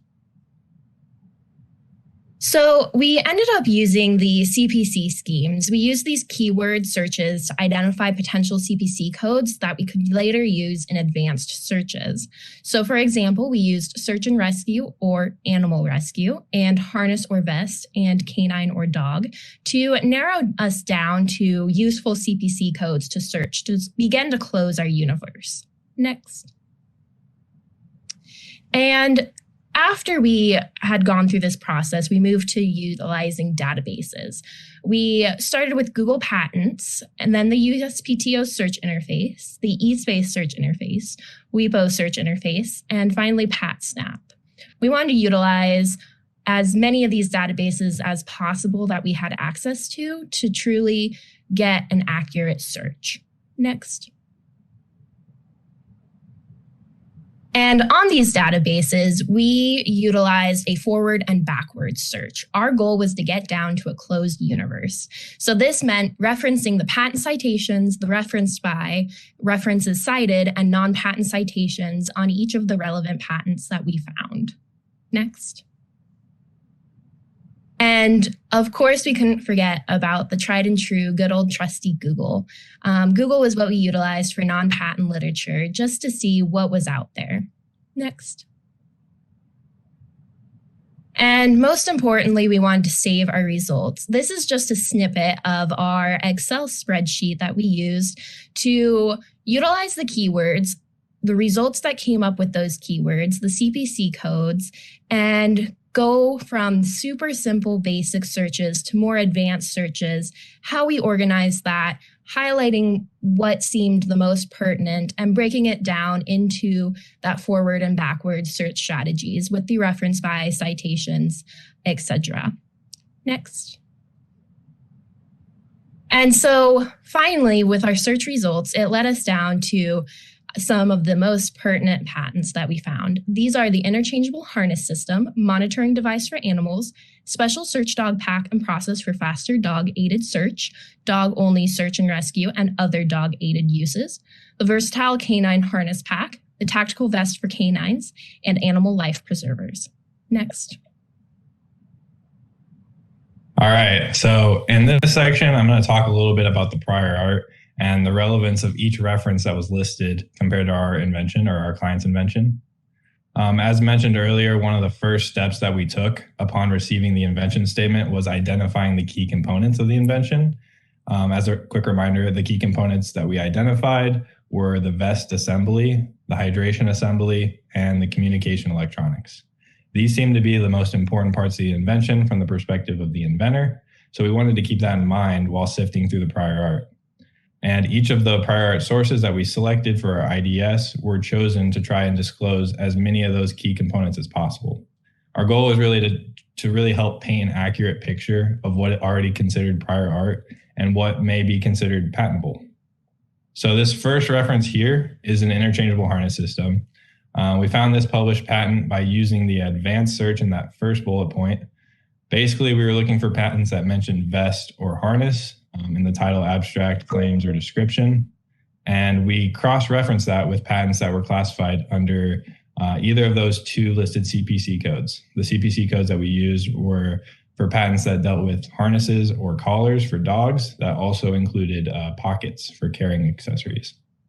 This specific reference has a lot of similarities with the vest assembly of our client's invention.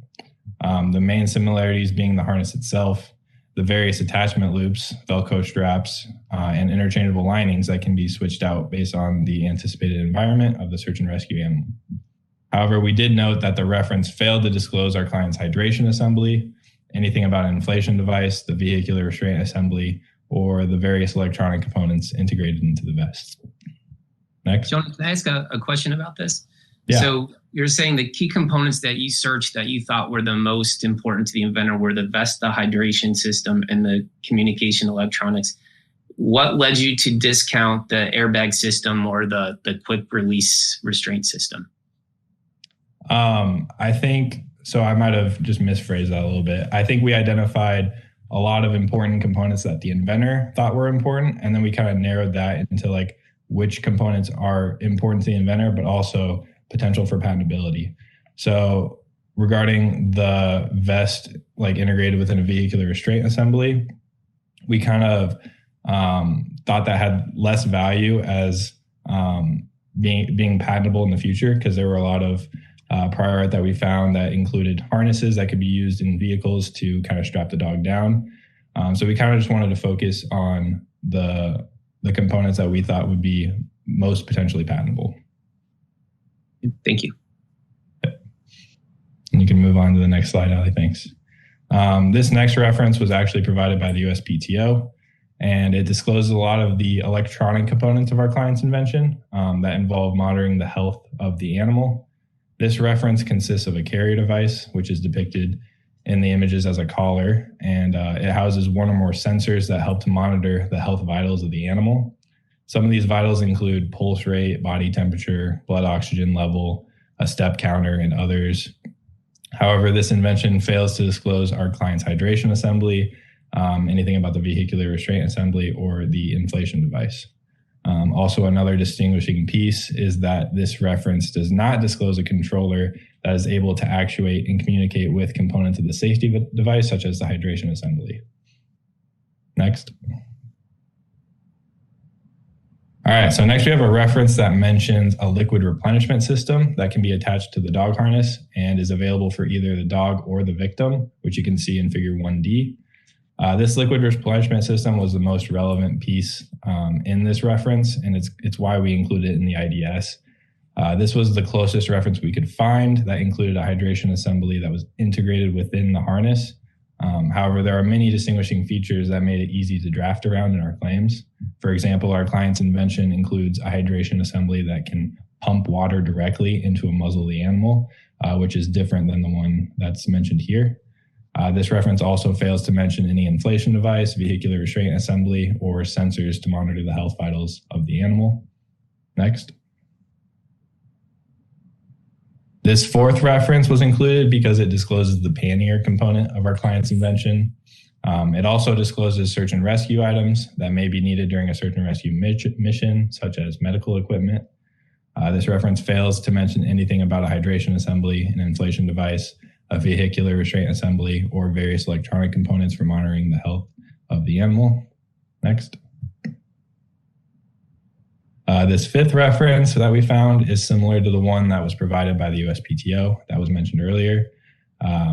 We included it because its relevance goes to the electronic components that were included in our client's invention, such as microphone, GPS tracker, health sensors, etc. And similarly to the previous invention or previous reference, it fails to disclose the hydration assembly, vehicular restraint assembly, or the inflation device of our client's invention. And it also does not include a controller that is able to actuate components of the safety device, such as the hydration assembly. Next. All right, and then this final reference here was really only relevant to the inflation device.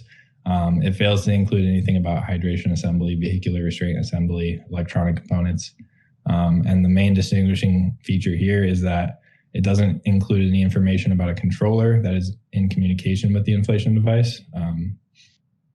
Yeah, next. All right, so this is the same slide that you saw earlier as our invention breakdown, but we went through and crossed off items as we found them in prior art. As you can see, most of the vest assembly was disclosed in the prior art. There were items left in our hydration assembly, which we found to be our main point of novelty and did use in our claims. The electronic components kind of had various disclosures, but no one reference had them all. And as Jonah had mentioned, there wasn't a controller configured to work with the pump system that we would use for the hydration assembly. Next. So subject matter eligibility, all three of our claims are articles of manufacture. There are some software components to the controller, but we did tie it to specific functions with the pump and the switch. So we believe it's enough to overcome any abstract idea issues. Next. So claim drafting. Of course, we wanted to achieve the broadest protection that we could, but remain valid and avoid any prior art issues. We wanted to balance the items we found to be novel with features that had been important in the inventor based on the invention statement. After we reviewed our prior art, we knew that there wasn't a 102 issue because no single reference had disclosed everything, as you saw on the slide where we crossed things off, which meant that we were going to have to focus on 103 and how the pieces of prior art came together with respect to the invention statement. Big things we saw were that there were a lot of patents focused on harnesses, animal vests, and different ways to attach items to those or store items within those. So we knew that the vest component could not stand alone in a claim. We also saw that the hydration assembly would need some definition because there was prior art, as Jonah mentioned, that did have like a fluid reservoir option or similar things that could be encompassed by just the term hydration assembly. So we began to narrow in. We wanted to do so with caution because, of course, the more narrow your claims, the easier it becomes to avoid an infringement claim. So we kept an eye towards that as we were drafting. Is it Jean? Is that right? Yep. This is Anne. So I have a question on that narrowing. So claim 1 has the vest pannier container, although I'll come back to that because I see you've amended to delete the pannier and container. That's going to be a subsequent claim question. But your second independent claim is just the hydration system. So in terms of your setup, your second independent claim is in essence narrower than your first because it just has the hydration system. And then, then 10 is the system. So it's at least with respect to 1 and 9, I guess. You put of those two, you put your narrower claim first. Why? I think this is just a preference thing. We had drafted 1 first, was honestly part of it. In drafting, we just had gotten through all of 1 first and then started dependent claims. But I had been taught to do it that way. I think Jonah had been taught the other way. In terms of, so it doesn't bother me. I think it can result in the broadest claim not being searched as effectively when it's quote unquote buried. I personally sometimes will do that on purpose, but it's not it is a preference thing. Typically you want your broader, your 3 independent claims if they're narrow, broad, narrow, broad, narrow, narrower to be your broadest one first, typically. Unless I do this just as an aside, sometimes we'll do this to direct it to the group I want it by putting a more specific claim first. That makes sense. I had never thought of that. A little drafting trick sometimes works. Sometimes it doesn't, but sometimes it does. That makes sense. I'm going to wait for my other questions, but I have a number of questions about your amendment. So you keep going and then I'll come back. I think we'll address a couple of them for you as we go here. Hallie, you can go to the next slide even. So drafting strategy a little more. 1 through 8, we use to protect more of the commercial embodiment as it was described to us by the inventor. So with the vest, all of it together, which of course, as you mentioned, made it a little more narrow because there were more pieces to it. But that is why we used that one. Then 9, 11, and 12 are directed more specifically towards the hydration assembly. We wanted to claim it individually because there would be an added protection against potential infringers with direct infringement on just the hydration assembly. In our amendments, we did pull the pump system out and move it to a dependent claim so that if that was being made separately, we still had an infringement opportunity with that claim with the hydration assembly. And then we used claim 10. Can I ask you about that, Jean? Sorry to interrupt. So you say you moved I saw you move the pump to a dependent claim. So in your search strategy document, you said that the pump and the switch were essential to the function of the invention, and you added them even though they weren't necessarily at that time you thought disclosed in the prior art. Then on a previous slide, you said that the key elements of the hydration system after your search were the muzzle, the tube, and the fluid reservoir. But what's different is, so claim 1, you kept the pump, and in claim 9, you bumped it to a dependent claim. So why the inconsistency? We were trying to consider infringement down the road, and with claim 9 being able to assert that claim as just the other elements, but it's still, to us, after prior art searching, we thought was novel based on the muzzle and the ability to feed water to the muzzle or mask system without having to stop, get a bowl out, give the water to the dog, which is similar to the prior art that we had found. So you can still call it a novel claim, but then assert it in an infringement action because, lost my train of thought midway through, I'm so sorry. Use it as an infringement without being tied to the vest or any of those items. And if someone was making it without a pump assembly or what a pump and switch means could be slightly different. So we thought it would be easier to put it in a dependent claim for that purpose. Okay, thank you. Makes sense. I believe we can go to the next slide. So these were our original claims. As you've seen, we removed claim 5. Go ahead, Hallie. And moved claim 8. One more time. There you go. So these are our current claims. Just shifted around a little bit for those of you that maybe were more visual learners. Hallie, next slide. So I think this kind of answers some of the questions that you've been asking. Claim 1 was a more mechanically specific claim with the vest, the hydration assembly more laid out in what that means, and just included a controller generically. And then claim 10 was more generic to, it just listed the hydration assembly generically, and then went into the more specifics of the controller. Or then claim 9 was a component of both of those systems, but we pulled it out to be separate from an enforcement standpoint. Go ahead, Hallie. I'm just going to quickly flick through these slides to have our claim language. I will refer back to them as questions are asked. So Hallie, I'm going to not let you flip through them quickly because I have a question right off the bat. Do you have one in mind? I'll give Jean a break and ask Hallie the question. So why, I was looking at your amendment and I was looking for remarks to see why you were amending. You didn't have any remarks. Why not? As to why you were amending. And then second question is, why did you amend?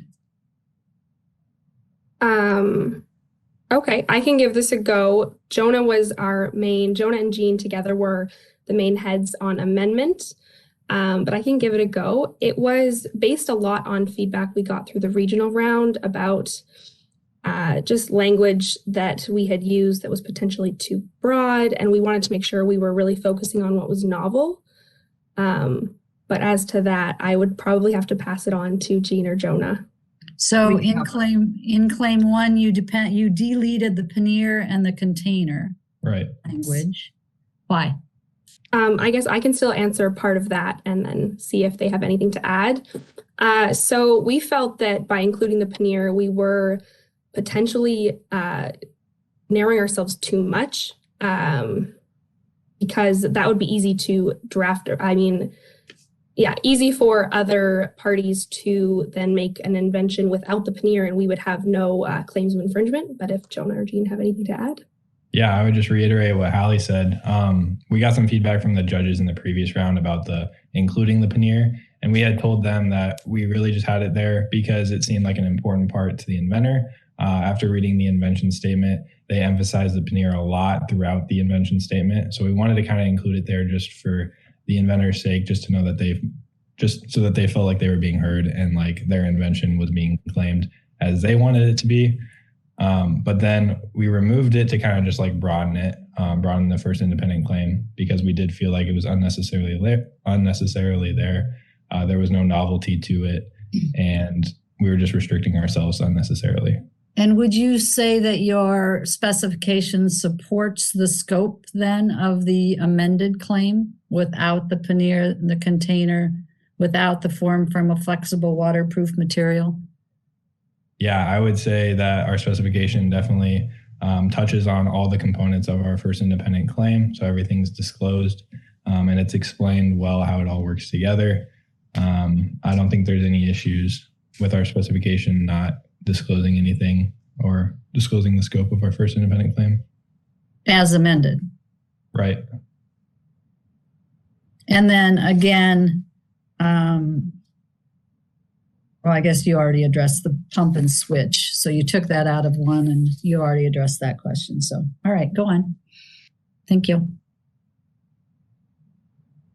We are open to questions on the claims if that's easier, if you'd rather we walk through them independently and address the amendments, whichever way is easier, I guess. 2 minute warning. I'll ask another question about this claim. Is it possible that the controller is something that's sold separately from the rest of what's claimed in this hydration assembly? Yeah, and that was kind of our thoughts with our second independent claim, Claim 9. We kind of wanted to protect the hydration assembly itself because we kind of focused in on that as being our most novel piece. And that's where we're really going to get this patent is with the hydration assembly. So we kind of had the idea of, well, what if some third party just manufactures the hydration assembly and just sells it to people or sells it to companies that make the vest and the controller, and they can kind of just combine it all together. So we wanted to protect the hydration assembly without the controller, or like even if there's a company that's using like more technical controllers or less technical controllers or more advanced or less advanced, we kind of just wanted to have protection on any potential infringers. So that's kind of why we did our second independent claim the way we did. We also had the controller as its own, more without the rest of the system as Claim 10 originally prior to amending. One of the things that was brought to our attention is that may cause a restriction election issue because it wasn't tied to the rest of the invention as tightly as it needed to be. So we tried to add more elements of the rest of the invention to make it one cohesive thing. So our controller became a lot more tied to the hydration assembly aspect of it than we had originally intended. I think if we had more claims, we would have directed the controller to be not just the hydration assembly, but a controller for more of the functions of the vest, but also not included all of the other items. Do you think that controller claim would be sufficiently novel in and of itself, aside from this restriction issue you brought up, but be sufficiently novel in and of itself that it could be considered a umbrella claim to have the hydration system depend from it, to have the vehicle restraint assembly depend from it, to have the inflation device depend from it? I would argue that, well, I would hope that it would, but if I'm being realistic, I don't think so. There's plenty of controllers out there that talk about interacting with various components and actuating various components of any device. So we really did need to tie it to the hydration assembly and other components of the animal safety device and talk about how the controller can be used to actuate those components and then also monitor remotely from a user. Cool. Well, thank you, Team 40. And judges, you may begin giving feedback for 5 minutes. So I apologize to the Patent Office personnel on the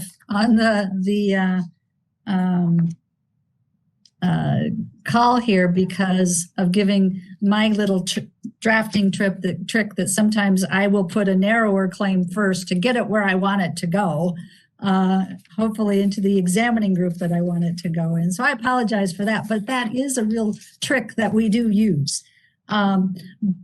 But typically you'll want to have your broadest claim first so that you get the full scope of the search that you need because of restraints. Yes, examiners are supposed to search all of the invention and examine all of the invention, but because of time commitments, it doesn't always happen.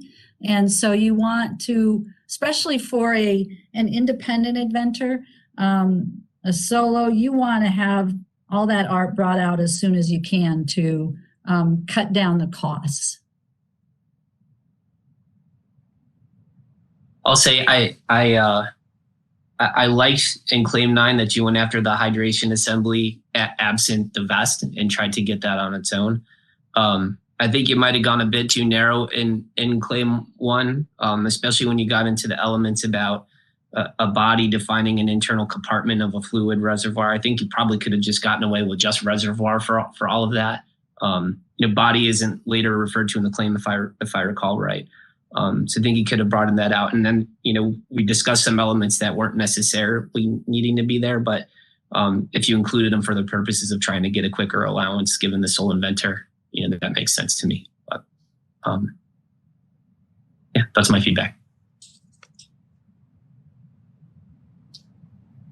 Yeah, I was concerned when I first saw it about the length of Claim 1.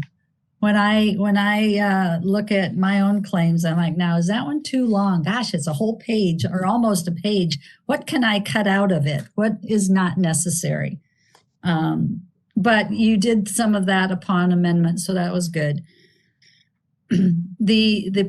Well, we're not concerned about European here. We had prior art disclosure. There can be a problem with that, just so you know. There can be a problem with that when you are dealing in Europe. So you got to be careful to not be broadening the scope of your claims after the fact, because especially if there's no support for the lack of those elements in combination with the others. Yeah, I thought in claim, sorry, I'll go really quick. I thought in claim 9 you did it looked sort of like a long claim, but it's actually seemingly sort of broad. I was almost thinking it almost reads on a milk carton and a straw absent the muzzle. but you did a good job of drawing that out a bit. So thanks. Sorry to interrupt. Yeah, no worries, Mark. I was just going to say, going back to claim 1, I mean, it seems to me that because of the length, and I'm with Ann, I really don't like a long first claim with a lot of components that are generic, right? A pump and a switch. To me, those are dependent claim adds, and you're better off getting the rejection of a much broader claim and then finding out that one or both of those dependent claims are allowable.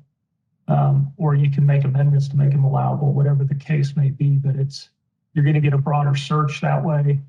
And it's more likely that you're going to get,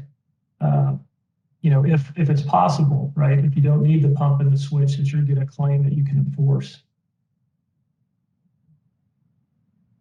Thank you very much, judges and Team 40. So judges, if you'll please go to your judges' deliberation room, and then we will have Team 40, you can go to your waiting room. And then judges, we'll see you in about 10 minutes, so a little before 1:40, please.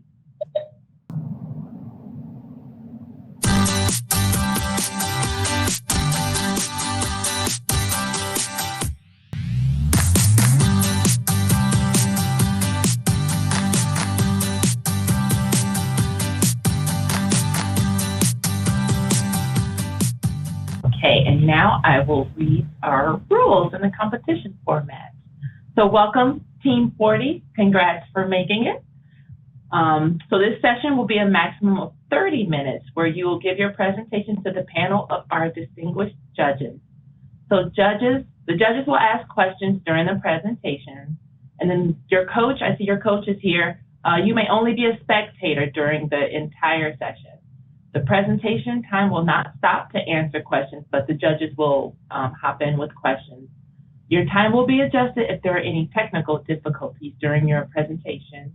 The official time will be kept by me, and then I will announce 2-minute warning when there are 2 minutes remaining for your presentation with time. So that should be at about, let's see, we're starting at 1:40. So 2:05 will be our stop time. So 2:03 will be your 2-minute warning. You will be allowed to finish your thought when time runs out. So are there any remaining questions? Oh, yep, go ahead, Sarah. Oh, we can't hear you. We cannot hear you.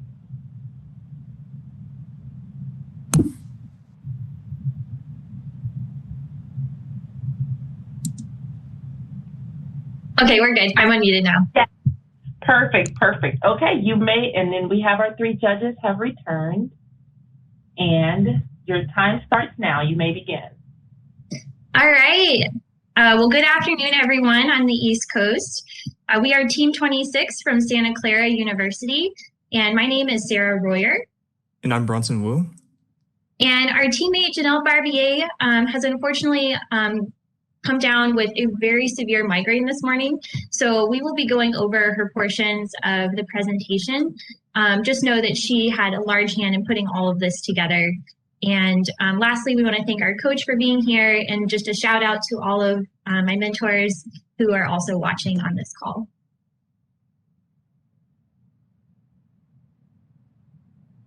So here's an overview of our presentation.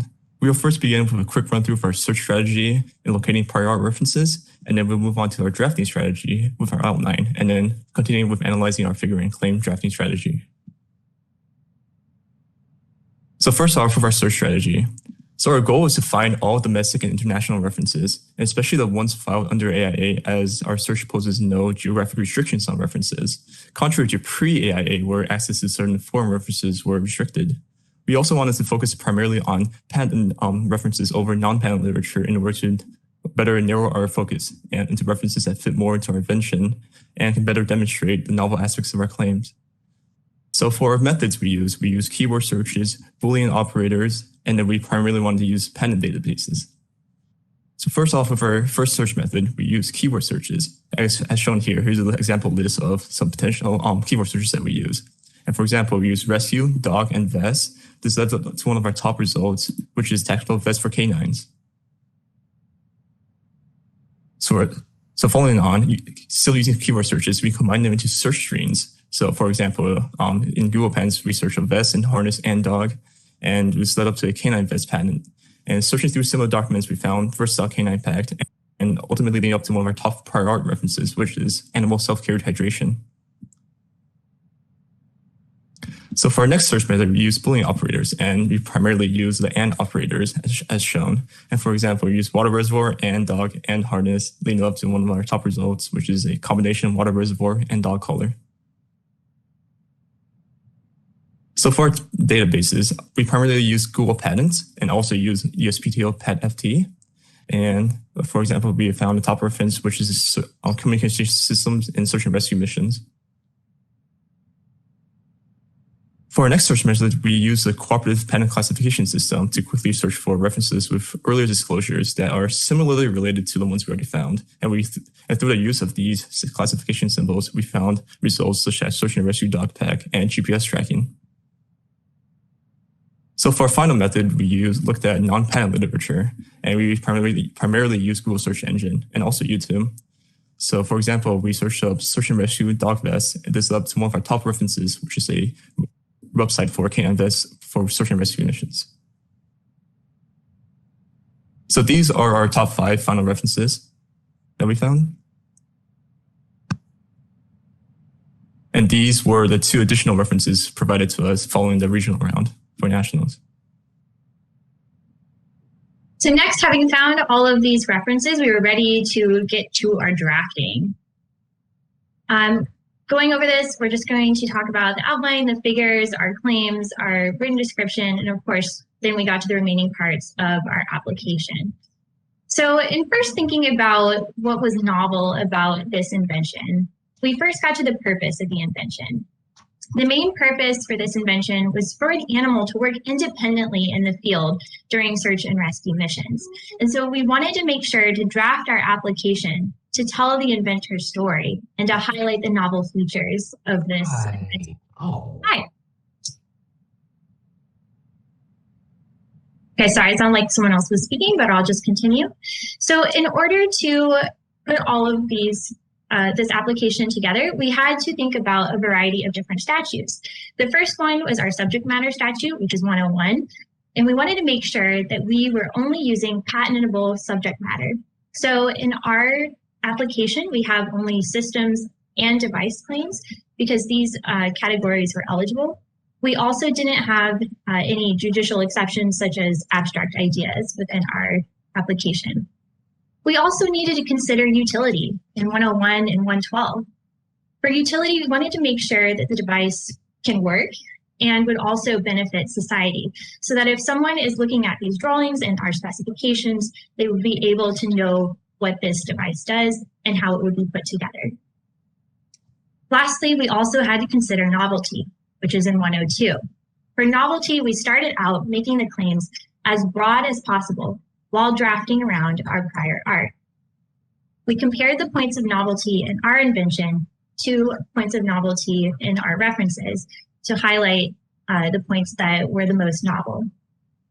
And so now we get to what we've identified as our novel features of the device. So our invention is all centered around the idea of this wearable device. We know the wearable device itself is not novel, We found a variety of different references related to technical vests or vests for canines to use in like police related fields. But what we have done in our invention is to add novel components on top of this wearable device.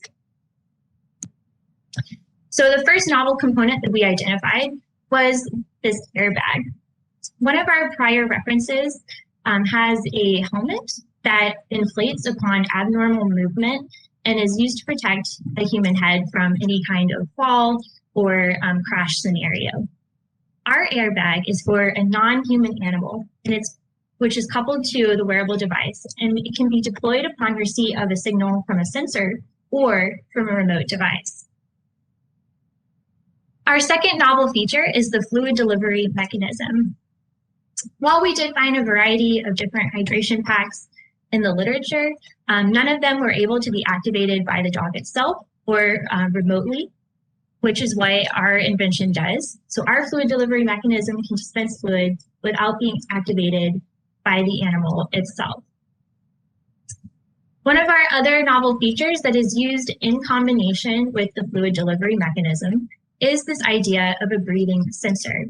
While we did find in the literature several different references that will collect physiological information from an animal, we didn't find anything that would collect breathing data as we have enabled it in our specification that will work with our hydration system to give the animal water. One of our last novel features was the idea of this quick release system. The closest novel art that we could find in the literature was this quick release system here, where a handler can push a button and release the dog from their leash. Our quick release system is really neat. It will allow the dog to release itself from, say, like a seatbelt or a car so that that animal can get to work right away. And lastly, our last novel element is our communication device. Again, in the literature, there were some pieces of prior art that used devices to communicate on even a search and rescue mission, which is what this is depicting here in the figure.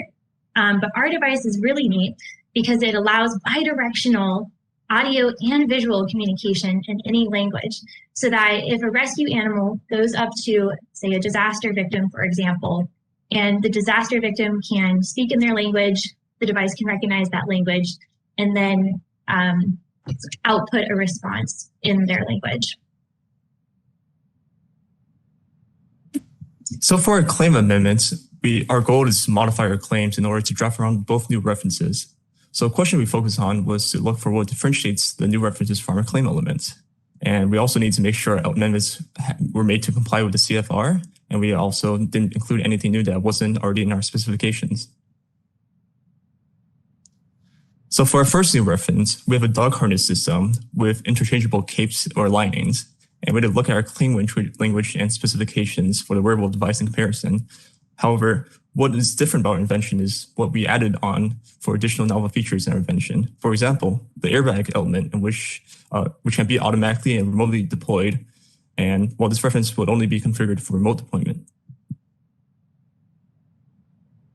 So for our next new reference, we have a monitoring device in which measures the vital functions of an animal through sensors transmitting signals in a multi-sensor network, and then integrating into an evaluation unit that determines the animal's actual state. And the target state would be measured against the animal's actual state in order to determine whether or not there was any adverse fluctuations in the animal's vital functions. And our invention differed from this one as it acted as a process in collecting hydration data through muzzle sensors, and also included a fluid delivery mechanism as a remedy in order to mitigate any adverse hydration conditions of the animal. A remote server also triggers generation of the signal. Okay. So for our next topic, we had to look at obviousness under 35 USC 103. And we wanted to make sure that any of our combinations were not obvious. We drafted the claims using many different combinations of elements so that if one is obvious, we will not lose all the claims. We also strategized using the claim language, such as the airbag with a non-human animal. And we put that in there because there was a reference for a helmet for a human. It might also make it obvious that we left a possible use for a human. Okay. For our next topic, we looked at enablement and best mode under 35 USC section 112A. So 112 was really important primarily of two reasons. First, claim terms had to be definite and we need to make sure they are linked to each other, and everything has to be enabled in the specifications. Also, everything has to be described so that a positive can make use of the invention without undue experimentation.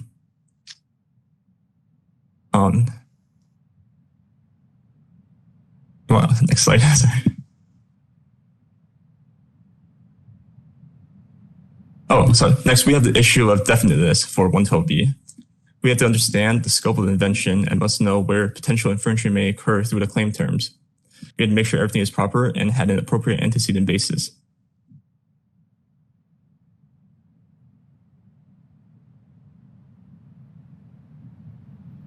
So now we looked at... Bronson, before you go on, can I just ask one quick question? You mentioned that you needed support in the specification for any of your claim amendments. Were you able to amend the spec after you got the additional prior art, or were you stuck with the specification as written? Oh, we just stayed with our original specifications. We didn't make any changes to it. Okay, but you did do that comparison and make sure you had support before you claimed it? We did, yes. Mm-hmm. Okay, so moving on, our next topic that we looked at was infringement. And for infringement, we also design our claim so that on a circumstance that, say, a partner of the invention may want to file a claim against an accused infringer, we make sure that to not claim any unnecessary elements. We use broad terms, transition elements, such as comprising of, so that in the case that even if extra elements were added to the accused device, it would still be fine. We also included points of novelty and talked about, and for our next issue, we also talked about marketing accessory items such as a quick release system. And so we looked at business considerations for the inventor, and it is important that we require the claims to hold strong issue enforcement from post-issue enforcement. And that was done through our claim language and combinations of the claims. We also followed the NPADC regulations on claim amendments. So regarding foreign patent filings, we had to make sure everything we had to claim everything in different combinations for European standards, because in Europe, you actually cannot put the new combination of elements and amendments. They had to all be in the original claim.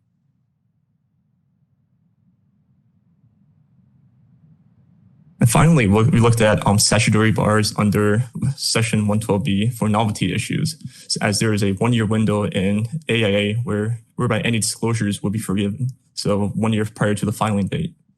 So, and because in the inventor questionnaire that was disclosed, the inventor stated that there was a Facebook post and there was mentions of them talking to friends, and that could mean that there could potentially be a public disclosure at hand. But we need to know more about that by inquiring it with the inventor.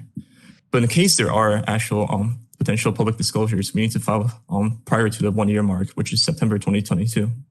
We also need to talk to the inventor about foreign filing, because any public disclosures would destroy foreign filing. So that's another topic of conversation that we need to have with the inventor.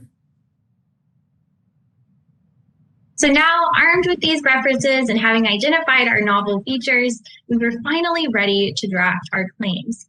And instead of taking a shallow and broad or a deep and narrow strategy, we chose to take a hybrid approach to claim drafting that was both broad and deep, with our 2 independent claims based on our novel elements of the airbag and the fluid delivery mechanism, along with an array of dependent claims underneath both of those umbrellas.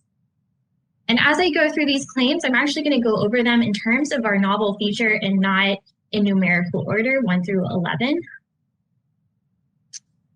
In viewing post-regionals and looking at our claims again with the new references, we realized that there were several things that we wanted to address, including potential anticipation issues with the airbag, which I'll talk about in a minute, potential issues with antecedent basis, whether we're using B or A first, for example, and also in terms of definiteness and any potential multi-actor issues where a claim could be read as both a device and a method. So we wanted to clarify those for our amendment. Our main changes globally to all of our amendments were to add wearable before device. We wanted to make sure that this language maintained consistency throughout the entire application. We also replaced B with A before certain terms when they are first arising in our claims to avoid any issues with antecedent basis. So the first component, as I addressed earlier, which is the base to all of our claims, is this idea of a wearable device. So in claim 1, we have a wearable device for a non-human animal. And we wanted to specify that it's for a non-human animal because we anticipate a foreseeable use where the device could be used on something that is not a canine, for example, a horse or a pig that might also be used in these kinds of missions. In this claim, we have a member that's configured to be coupled to the body of the non-human animal. And in order to comply with 112, we fully enabled this member and how it's coupled to the animal in paragraphs 12 and 13 of our specification. An example of an embodiment of this wearable device is in figure 1. Here it is a vest that is on a canine with various straps and loops to put other like rescue items to the vest. And now we get to our first novel element, which is our airbag component. After regionals, we realized that this feature may bring up issues with anticipation. So we revised our claim from having the airbag deploy upon receipt of a signal, which we had left intentionally broad initially, to narrowing the claim for deployment only upon receipt of a signal from a remote device. And this modification gets around any potential anticipation or novelty issues with our inflatable helmet reference and narrows the scope of our claim.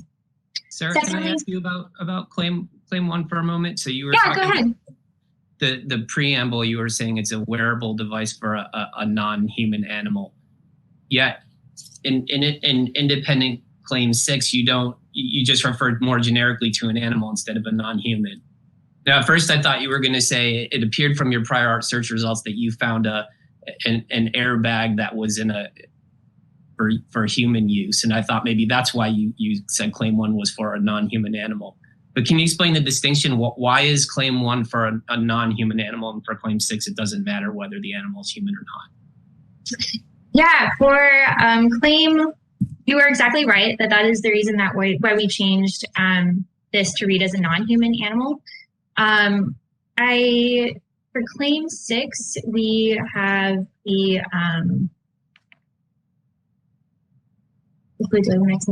yeah, I think here we were thinking that this could be used also for a human as well. So we wanted to open that particular claim up for use on humans too.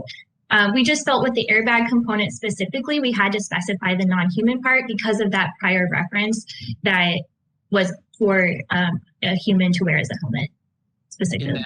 In that prior art reference, was that airbag for human use inflatable upon receipt of a signal from a remote device? Not from a remote device. So that particular reference had an accelerometer in it, which would activate the airbag based on abnormal movement. So that's how we're getting around that reference in this particular claim. One, specifying it's a non-human animal, but also in our amendment, making sure that it can be activated by a remote device. So its activation is different. Okay, thanks, Sarah. Mm-hmm. Okay, and so the second change that we did for this particular set of claims was to include a sensor on claim 11. So we nulled claim 2 and added claim 11 and narrowed our claim so that the airbag will only deploy upon contact with fluid. So this is showing our total claim 1 with our airbag that is configured to inflate upon receipt of a remote device. This is our original claim 2, where we had the inflation based on a signal generated by a sensor that was on the wearable device, and we enabled that to either be movement or immersion originally, plus inflation based on a remote device. So then when we canceled claim 2 and added in claim 11, we narrowed the scope of our claim so that this sensor is only detecting contact with fluid. And this is something that we did not see at all in the prior art. So we really wanted to highlight this novel feature within this particular dependent claim. Sarah, is that claim 11, how is that supported in the specification? So it's very well supported. Our original claim 2, I'll just go back to that here, had a sensor that was coupled to the device that could activate the airbag. And the way that we enabled that in the specification was one of two ways. Either that sensor could detect like an impending crash, so it could use some kind of motion sensor, or it could use an immersion sensor. So at the moment that the sensor detects water, it'll inflate the airbag. And that's how we had it in the specification. So everything to base these changes were already in the specification. And we made to double check that during our amendment process. So figure 4 shows an example of what this airbag would look like in its deflated state around the neck of the animal. And you can imagine that having these kinds of sensors or remote activation be incredibly important in a search and rescue mission where an animal might come into contact with a variety of different environmental dangers, including bodies of water, where we need to keep the head of the animal elevated so that it can swim and not drown. Our last dependent claim for the airbag component describes a specific configuration of the inflated portion of the airbag to substantially surround the non-human animal's head. And in figure 5, this is an example of what that conic expression might look like. We wanted to specifically put this in here because we know that this airbag could be placed on other parts of the wearable device, say around the body of the animal or underneath the animal, to inflate in different ways. Sarah, in the specification on that point, you described the airbag as circumscribing the neck. How does that align with being substantially surrounding the head? So it's either circumscribed to me means it would go all the way around rather than substantially. So is that a mismatch between the claim and the specification? We are reading substantially surround as being the same as circumscribing, but I think that's a beautiful note. And were we to amend, we would probably put in that language. Okay, thank you. Okay, so 2 minutes running, Sarah, 2 minutes.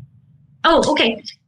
So very quickly, our second key feature is our fluid delivery mechanism, which hey, Sarah, I've got one other question, sorry. No, that's totally fine. So I like that claim 1 is broad, but I wonder why you didn't give any further a dependent claim that gave an example of what the remote device was doing in connection with the inflation of the airbag. And the only reason I say that is because if you can get that dependent claim through, the dependent claim has to be broader, right? So it's going to encompass more. I guess I would have liked to have seen a dependent claim following that to give more meat to receipt of the signal from a remote device. Yeah, so the way that we wrote around that briefly in claim 11 was to have this,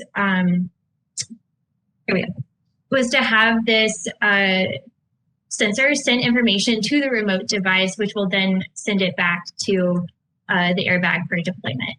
So I don't know if that answers your question, but we had a loop in there so that it could come back. I know we don't have a lot of time. I just wanted to briefly touch on a couple of our last novel components, which was this fluid delivery mechanism, comprising of a fluid reservoir for holding water, other electrolytes, a tube, and a pump. And this pump is really important because it can receive a signal to release water to the animal.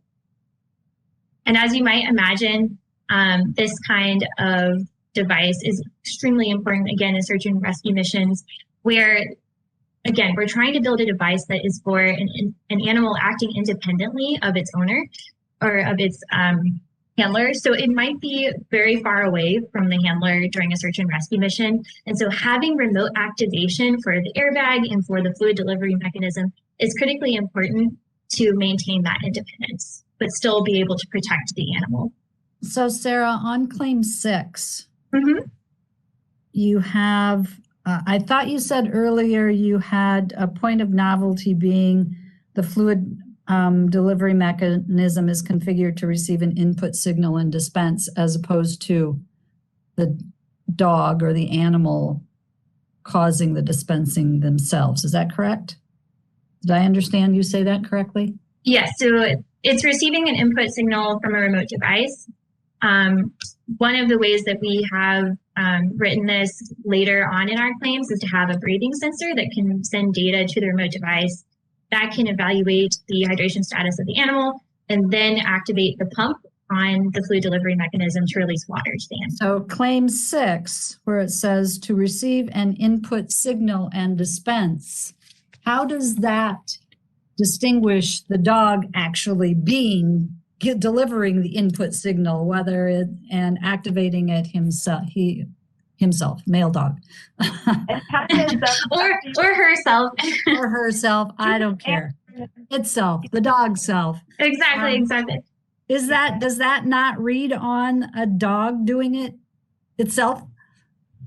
It can do that, but we also wrote it so that the handler, if they got information from the breathing sensor, can then activate the pump itself and give the water to the dog. So claim 6 would still be novel if the input signal was coming from the dog, so to speak. Yeah. Okay. Can you guys hear me? Testing? We can. Oh, there you go. Okay. So we have time. So judges, if you can quickly just give like a minute of feedback for the team. Thank you, guys.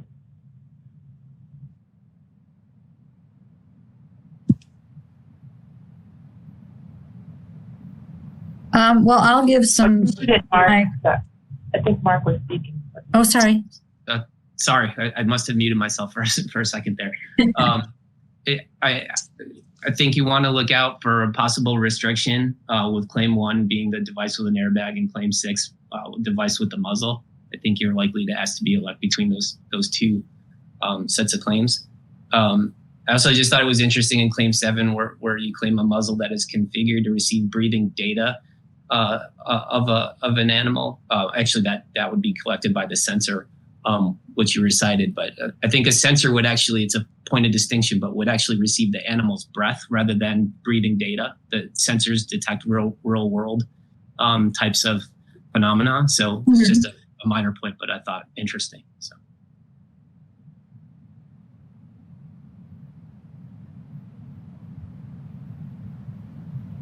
I thought your distinction from animal to non-human animal was interesting. I wonder if an examiner is even going to consider that as limiting in any way, shape, or form. It's a wearable device. I mean, how does for a non-human animal breathe life into that claim or that phrase? I kept thinking when I was reading claim 1, I know riders in equestrian events, they wear vests that when they get bounced off, fall off, the vest inflates. So I would say it's probably not from a remote device. It's upon contact. I don't know where the sensor is, but I would guess, assuming that remote device means far away, that would not be reading on such a device, regardless of whether it says non-human or not.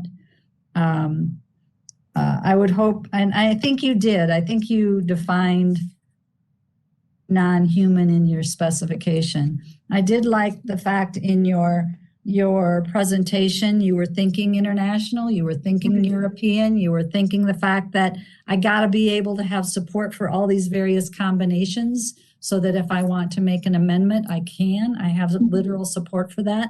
That's very important. Even though you might have had a disclosure, it may be that you still have the ability to file internationally. So it's important to think that way when you're drafting. So kudos to you for making that point.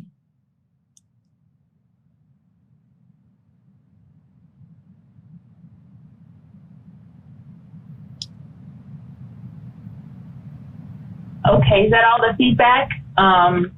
We have time, so go ahead. Judges, you may go to your judges' deliberation room. And then thanks again, Team 40. You may return to your individual team room, and then we will see you at 3:05 for the award ceremony.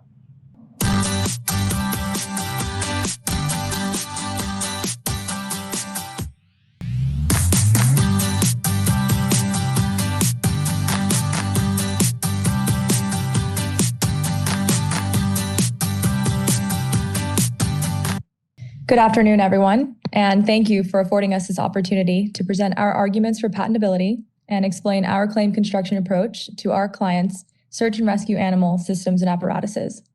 We represent Georgia State University College of Law, and I, Christine Chalura, have the privilege of introducing us today. My colleagues MK Kennedy, Yao Ren, and Laura Bloodworth will soon detail our processes leading up to the filing of our client's patent application. I will kick us off by discussing our problem solution approach to the invention disclosure before summarizing our prior art search strategy. Then MK will review the prior art results that we identified as most similar to our client's invention and explain how that prior art compares to the features we claim in our client's animal systems and apparatuses. At that point, the foundation will be laid for Yao Ren to explain the strategic considerations behind our claim drafting and the claim construction that we decided was best for protecting our client's invention. From there, Laura Bloodworth will walk you through the strategy behind our specification drafting and also highlight the additional factors we took into account when finalizing our client's patent application. In strategizing how to approach our prior art search, we thought about what our client had invented and what problems the invention solved. Our client is a volunteer firefighter and dedicated search and rescue dog handler, and it was imperative to them to design a harness that would provide optimal protection and functionality of the animals. From analyzing our client's invention disclosure, we understood that this customizable harness is meant to do the following: permit for practical and safe vehicular transportation of the animals, provide water to rehydrate the animals in connection with vitality monitoring, protect the animals in the event of submergence under water or snow, and to permit the animals to operate independently from their handlers. In order to serve these multifaceted purposes, this harness provides for various combinations of embodiments, including a quick release system, a smart muzzle device, and a controller system with an airbag. By improving animal safety and permitting for remotely operable rescue missions, our client's search and rescue animal systems and apparatuses eliminates the existing need in the community. The unique flexibility offered by this harness will revolutionize the effectiveness of search and rescue teams going forward, and most importantly, save more human lives. We initiated our prior art search by identifying terms that were characteristic of our client's systems and apparatuses. Then the USPTO's classification text search tools produced patent materials that referenced relevant classifications, and we narrowed these results to focus on those classifications that were the most material to the features of our client's systems and apparatuses. From these listed classifications here, we were able to better identify the relevant and artful terms, which we then brought to Google Patents. We conducted our Google Patent search of the key terms found in each classification reference to further establish the range of available prior art and solidify our keywords for searching. For example, we recognize our client's disclosure specifies the harness may be used on animals other than dogs, but the prior art was skewed heavily toward dogs, and this focus is reflected in our keyword choices. At this point, we felt confident in the scope of our search as it pertained to patent materials, so we turned to Google's main search engine to look for non-patent literature. Finding no relevant non-patent literature references that included enough information to substantiate a 102 or 103 rejection, we concluded our prior art search there. This decision to end our search stemmed from the recognition that our search repeatedly began returning references that we had already found or references that were less material. And another reason for ending our search stemmed from the budgetary consideration of time spent on the search and the time-sensitive need to progress into drafting. Now, with the strategy behind our prior art search having been laid, I will pass the mic to my friend and patent agent, MK Kennedy. Thank you, Christine. I will now go through a review of the prior art. Accordingly, this piece of the prior art is most relevant to our first independent claim, the quick release independent claim. This patent discloses an animal restraint apparatus 10, as circled, animal apparatus 10, that includes a tether system 90 with a vehicle restraint coupling 94 for securing the animal to a vehicle. Notably, this patent also describes the vehicle restraint coupling 94 in conjunction with the tether mounting member 116. We included specific language on how our quick release is sized to be activated by the dog to distinguish our first independent claim from this patent. Our next piece of prior art is this European patent. It describes a canine vest 2 and camera C. The camera is attached to the mounting plate 8, and together they are removably attachable to the vest. While the camera being removable is similar to an aspect of our invention disclosure, this piece of prior art includes a mechanism for pivoting arms to secure the camera, differing from the hook and loop method described by our inventor. However, we realized that different types of mechanical attachments are known to a person of ordinary skill in the art, and because of this did not include having the camera or exterior container being removably attachable to the pannier in an independent claim. Continuing on, this piece of prior art is an animal tracking apparatus. This application includes a body harness 126 with a tracking apparatus 100, which is similar to the GPS and communication electronics as described in our invention disclosure. Also, the navigation unit 200, as you can see on the right, is described as any portable electronic device that is operable to receive the geographic location of the apparatus. This is relevant because in order for our claimed invention to allow the handler to determine the dog's precise location, an electronic portable device could be used. Because of this application, we did not disclose the specific nature of the GPS tracking, locator beacon, or communication electronics aspects of our invention disclosure in the independent claims. We now focus on the prior art surrounding the water reservoir feature corresponding to our second independent claim. This patent discloses a canine hydration system with a jacket that has an opening 114 for retaining a removable bladder 410. The bladder can be filled with water and includes a tube 400 extending from it for taking liquid out of the bladder. As shown in the middle figure, the tube can further include a valve 406 and a pump 408. We distinguish this piece of prior art from our second independent claim because this patent does not disclose a tube that feeds directly into a muzzle. Also, this patent did not foresee our claimed muzzle feature because it explicitly describes a bowl accessory. Because of the bowl, it would not be obvious to combine the harness with the muzzle, and ultimately, our claimed invention solves the problem of requiring external accessories that this patent does not consider. This next piece of prior art is shifting to focus on the subject matter of the third independent claim, revolving around the life jacket aspect. This patent includes a harness with an inflation chamber 101, which, when placed in water, inflates automatically. It does not disclose or include any consideration of a force sensor used in conjunction with the controller and the airbag, like we describe in our third independent claim. Lastly, here are the figures from the two applications we were provided. Regarding the 487 application on the left, it describes different interchangeable capes of different materials to subsequently serve different purposes and minimize how many specialized harnesses a dog owner must buy. While this application could be construed as similar to the removable material aspect of our invention disclosure, we had already not focused on the removable material aspect because we were aware of the immense amount of prior art in the space, as well as the difficulty in acquiring broad fabric-based interchangeable system claims. Now, on the right, we have the 206 modern Turing device application. While it monitors the well-being of the animal through the metrics including body temperature, breathing noises, and respiration rate, the sensors are only shown as being attached to the collar of the animal and are never described within a muzzle or further including a water reservoir and pump, as described in our second independent claim. Accordingly, we did not have to make any amendments in our claims based off these two pieces of prior art. In conclusion, here's a graph summarizing the features of our claimed invention in comparison with what is disclosed in the prior art.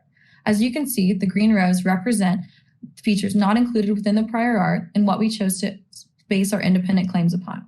Speaking of claims, Ren will now go into the claim drafting strategy portion to discuss them further. Thank you, MK.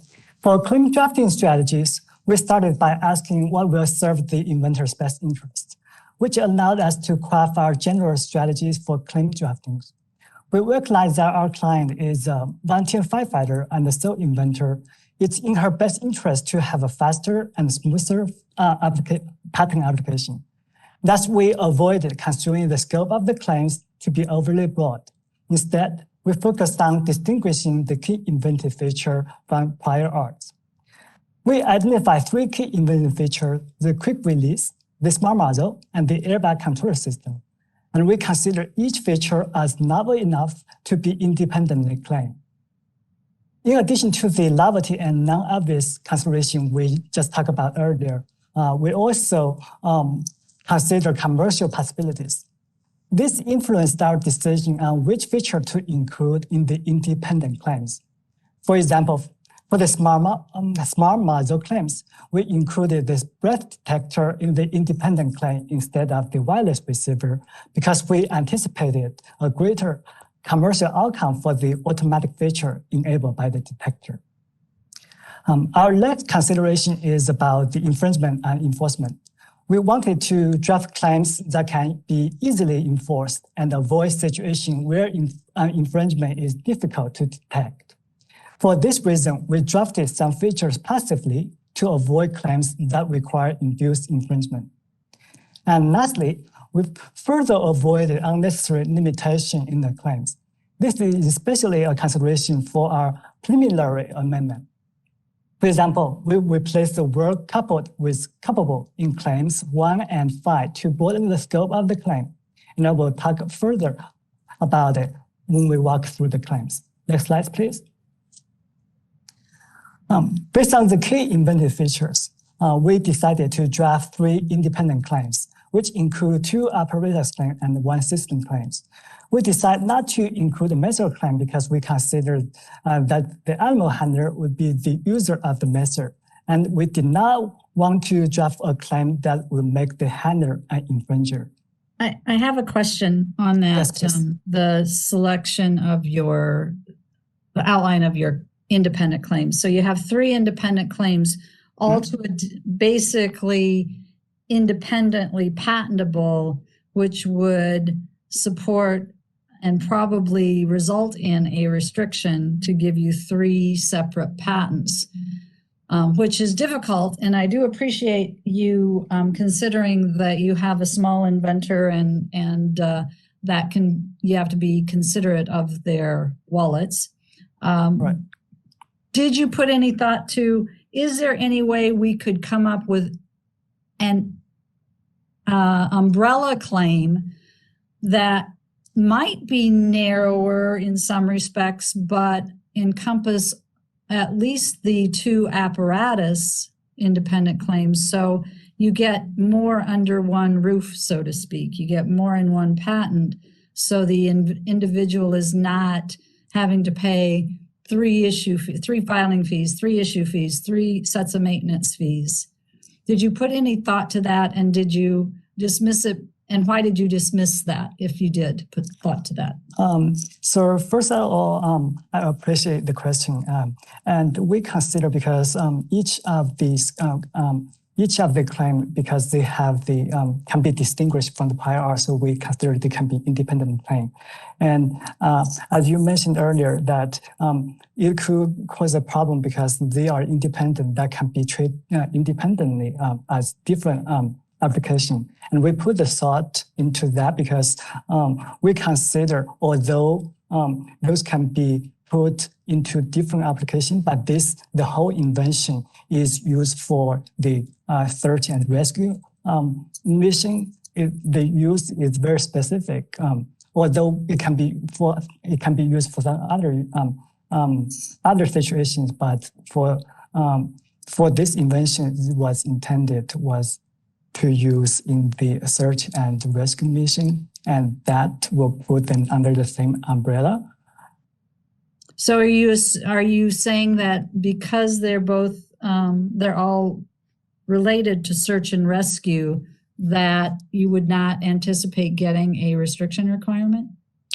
If there were restriction requirement, we consider to put like the apparatus claims, like could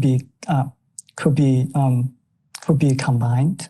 I think there is a chance that we could get a restriction requirement, but at that point we would be hoping that the inventor could have decided and hopefully commercialized their product at that time, and we could decide from there which independent claim we would like to go with. And we do have enough support in the specification to draft more dependent claims based off of whatever independent claim the inventor finds the most commercially viable, according to what they decide for their invention. Thank you. Okay. Moving to our independent claims. All our independent claims started with a harness. Then we provided components or structure that were now the key inventive feature to work. Independent claim 1 is about the quick release. In claims 1, we focused on the mechanical aspect of the release because none of the prior art teach anything that will allow an animal to release itself. The release have a longitudinal axis and include the switch as shown in the figure on the right. Once the switch is engaged by an animal, The switch uncouples the strap from the release, therefore allowing the animal to release or at least partially release itself from the vehicle. Because the mechanical aspect that allows an animal to release itself, it helps to achieve faster release during rescue mission where time is sensitive. Next slide, please. Can I ask a question on that previous slide? Yes. So the coupleable language was introduced via the amendment, correct? That's correct. Okay. So at least in your summary in your specification, that says that the release is attached to the vehicle. So coupled to the vehicle. So my question is, by changing coupled to coupleable, is that broader than your specification would allow? We believe that it would be, for an ordinary skill in the art, obvious that it would be couplable to the vehicle. We changed it according to the regional presentation and feedback from that if it was required to be fixedly coupled to the vehicle, that the user would infringe when they coupled the actual release to the vehicle, and that it wouldn't be infringement until that happens. And that was the consideration we went through to change that. Thank you. Yeah. Claims 2 to 4 are dependent on independent claim 1. In claim 2, we include the controller and the motion sensor. This makes it possible that the release is only releasable when the motion sensor detects a stationary environment. Dependent claim 3 is about the switch. We recognize that the switch could be configured differently, but identified a few elements, such as a spring-loaded pin, or that can either make a switch mechanically functional or allow an animal to engage with the switch easily. Therefore, we use Marcuse claims to include those elements. The next dependent claim is about the pannier. We think a detachable pannier size to have GPS, cameras, and other devices could help to provide utility to the invention when the animal is on a rescue mission. Next slide, please. Our next independent claim is about the smart muzzle. There are two elements that make the muzzle smart. The breath detector deposed within the muzzle and the controller coupled to the harness. Because the electrical communication between the breath detector and the controller will make it possible for the pump to release the water automatically from the reservoir, therefore hydrating the water while the handler is away. As it highlighted here, the word couplable also replaced it from couples in the amendment. And this is because we consider that muzzle with the breath detector as a key component of the invention and not a staple article. So when the muzzle is only couplable to the harness, a foreign manufacturer may be found liable for infringement if it supplies the muzzle for infringement purposes. Next slide, please. Because we don't want the animal to get too hydrated if the pump releases water whenever the breath detector detects something. So in dependent claim 6, the singular will only activate the pump to deliver the water to the animal when the indicator is below a limit. Dependent claim 7 further included the wireless receiver. Here, the wireless receiver provided an alternative mechanism for water to be delivered to the animal. The handler can use the wireless switch to communicate with the controller that activates the pump and releases water. Notice that the wireless switch is passively claimed here because we do not want to create a situation of an induced infringement. Next slide, please. Our last independent claim is a system controller claim. We want the system controller claim to be useful, especially for rescue missions. We thought that the airbag would be a great candidate to be included in the control system because a rescue mission is often dangerous, and including the airbag in the control system could help to protect the animal from some dangerous situation. And thus, in the control system, we include a force sensor, an airbag with the inflator unit, and the controller. The airbag coordinates the communication between the force sensor and the inflator unit. And when the force sensor detects the force beyond a preset limit, the controller will allow the airbag to be deployed. So we also realize that controller system can be much more useful during a rescue mission if the control system is configured to control multiple output devices and allow different mechanisms of communications. So in Claims 9, we included a display and a voice output device. The controller was configured to not only control the airbag, but control multiple output devices that are important for rescue missions, such as alerting and instructing the rescuees when the animal is around. Claim 10 serially depended on Claim 9. It further included a voice recognition device, and the controller is configured to determine the language and respond to the speaker. And this makes the controller system even more useful in a rescue mission by allowing a person such as rescuee to communicate with the device. So, and this concludes this section, and my colleague Laura will continue with the specification drafting strategies. Thank you, Ren. For the specification, we focused on broadening the scope, disclosing sufficiently to enable the invention, and not becoming the inventor. We also had other considerations for the overall application. To broaden the scope, we included alternatives where more than one material or tool could be used within the invention. We were thinking about infringement. We didn't want competitors to be able to avoid infringement by including a different material or mechanism that we did not consider. So for example, in paragraph 16, when talking about the lining that goes inside the harness, we listed a variety of things that could be made of or any other suitable material. And in paragraph 17, when describing the ways to attach the container to the pannier, we said you could use hook and loop fasteners, interference or friction fit, taper fit, or use of other mechanical fastener. So anything suitable for securing the container to the pannier. We also wanted the scope to be broad enough to support later amended claims, so we included alternative ways that the apparatus could be configured. So for example, in paragraph 17, when talking about the container that attaches to the pannier, we said that could include a camera, a GPS, communication electronics, locator beacons, or any combination thereof. So we were not limiting the container to just a GPS or just a camera.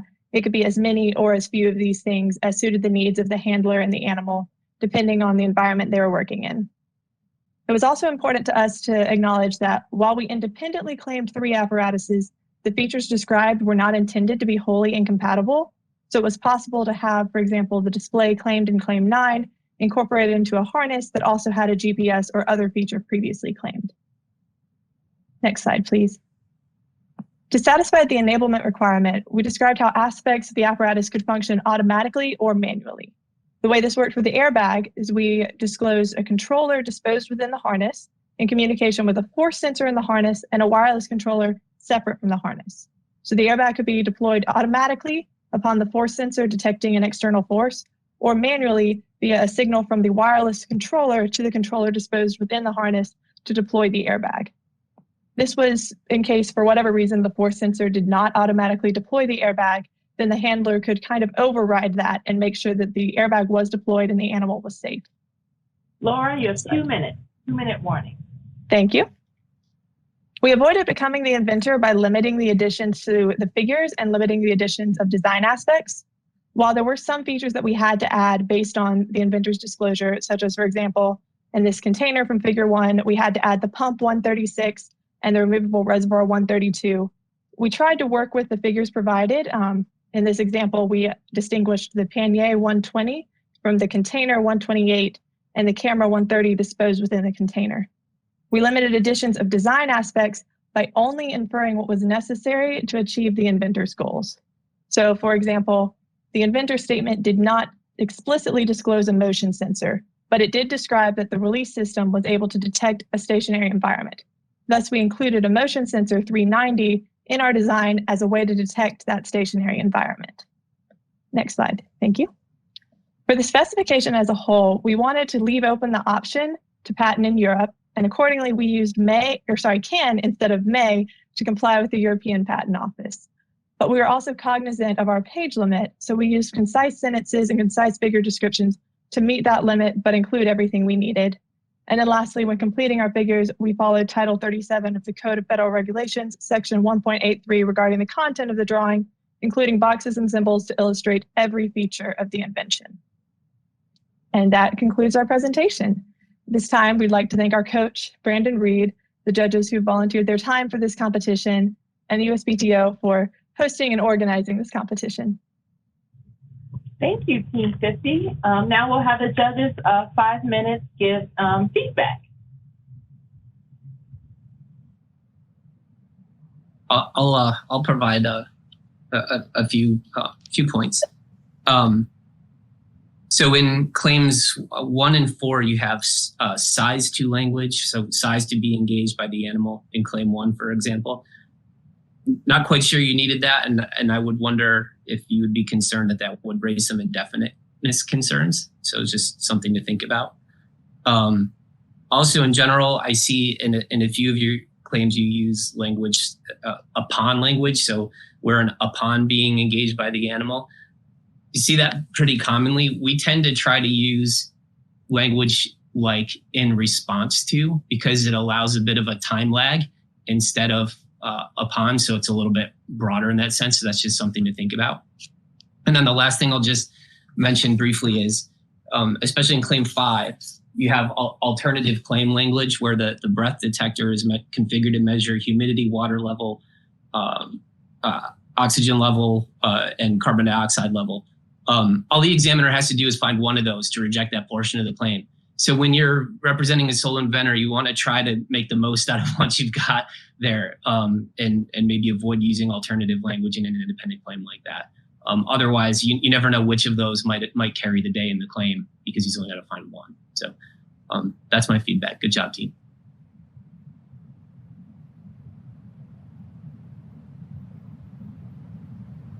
So I have a couple comments. I'm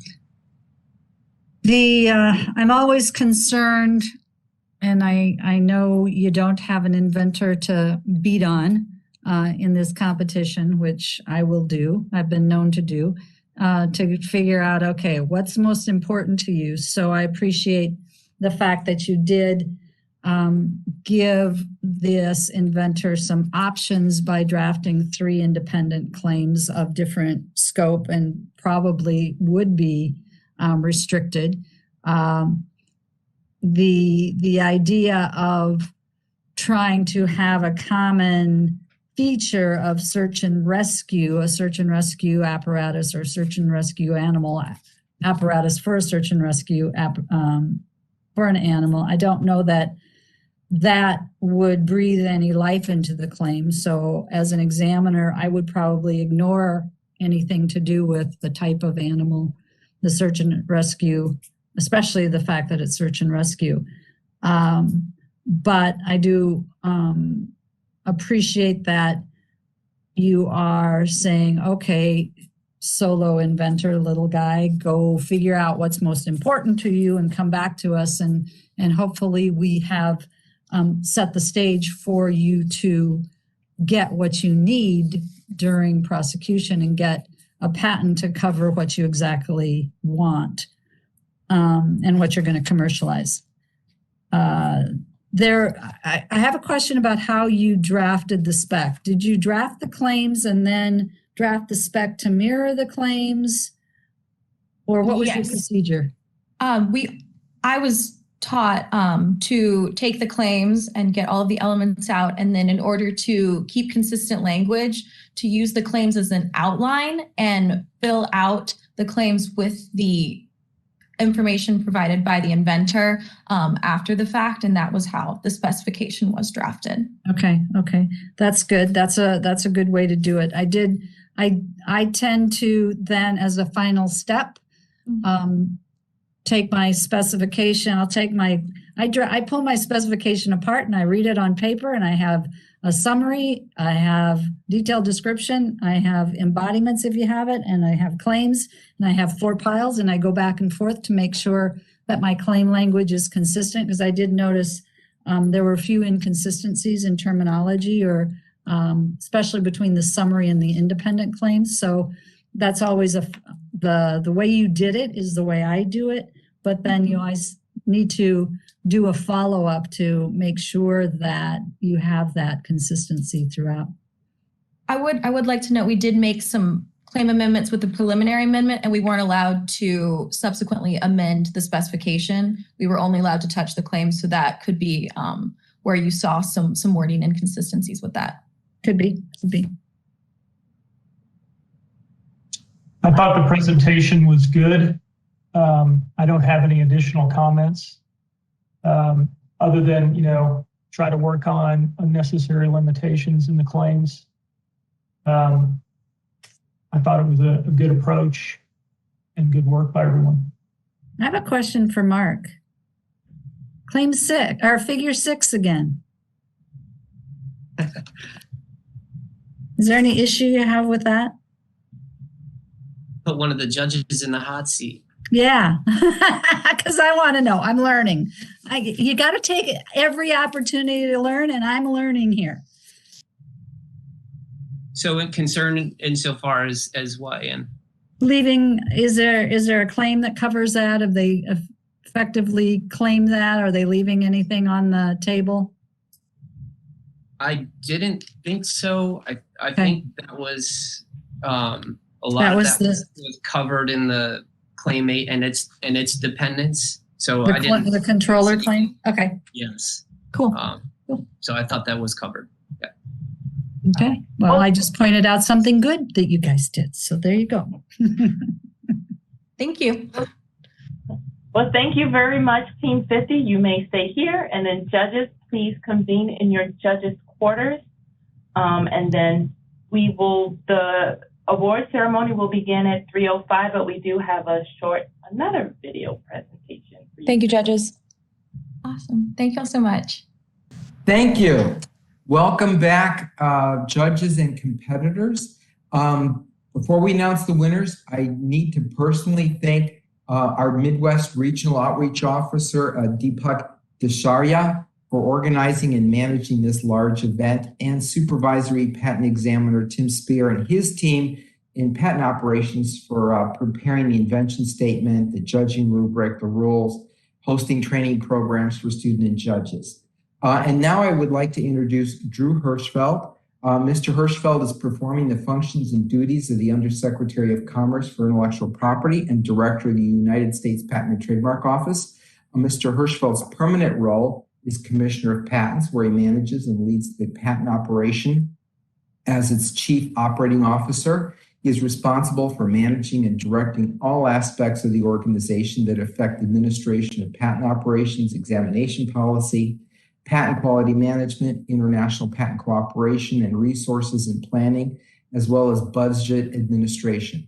Prior to serving as Commissioner for Patents, Mr. Hirschfeld held the positions of Deputy Commissioner for Patent Examination Policy and Chief of Staff to the Undersecretary of Commerce for Intellectual Property and Director of USPTO. Mr. Hirschfeld began his career in 1994 as a patent examiner and became a supervisory patent examiner in 2001. He was promoted to the Senior Executive Service in 2008 and is a Group Director in Technology Center 2100. He received his Bachelor of Science from the University of Vermont and his JD from Western New England College of Law. With that, I give you Drew Hirschfeld to announce the winners. Thank you, Damien. I'm excited to be here with all of you. I'm going to give just a few remarks. I will keep them short because I know you're all really anxious to get the winners. My remarks are maybe an hour and a half long. I'm just kidding, bad joke. So anyway, I'm excited to be here with all of you.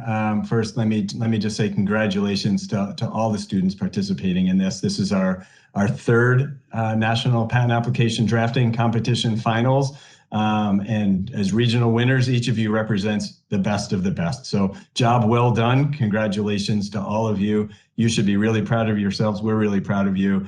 This is fantastic. And I will just also share with you that I never had anything like this. I always share this with students that I just think back about my time going through law school, and I actually had to go to another law school at times to get patent courses, right? And so I know I've heard similar stories to others, and it's great that schools are offering so much more, that the PTO offers this. So to everybody, this is wonderful that this is being put on and you're taking advantage of it. So I want to thank all the people at the USPTO who have done so much great work to put this together. Special thank you goes to all the faculty, the university administrators, the coaches who shepherded all of the teams with support and advice. I'm a huge fan of mentoring, and coaching makes the world of difference. So you all get a really special thank you. And to all the student finalists, I think, as I said, it's just absolutely fantastic that you are taking advantage of this opportunity. I did actually come in stealth mode, so I caught some of the presentations, and I just want to say you did a great job. I know I can tell from hearing some of the presentations that you've learned a great deal, and I just say I hope you continue to seek opportunities to learn. It really will make a big difference as you seek out, how to get hands-on. This is as close to the real thing as you're going to get, as you can get now, and it's just absolutely wonderful. You all are the future guardians of what I think is one of our most coveted and important national institutions, and that is our patent and trademark system. And I mean that sincerely. It is just quite remarkable. I'm about 27 and a half years at the USPTO, and I've gotten the opportunity to meet a lot of attorneys, to meet a lot of inventors, and to see what a good invention with really well-drafted specifications and claims can mean. And you can see the difference that it can make for all of us.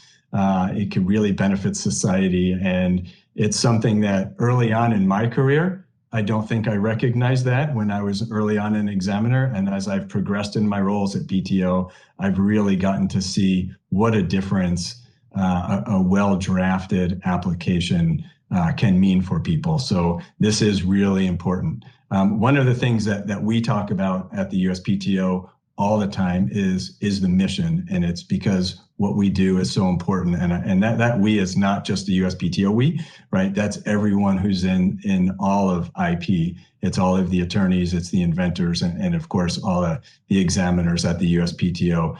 It is changing lives, it is creating jobs, it is making society better for all of us. And I wish I could bottle that up and let everybody see, the way I see it, because I've been fortunate to have some roles at USPTO where I've been exposed to this.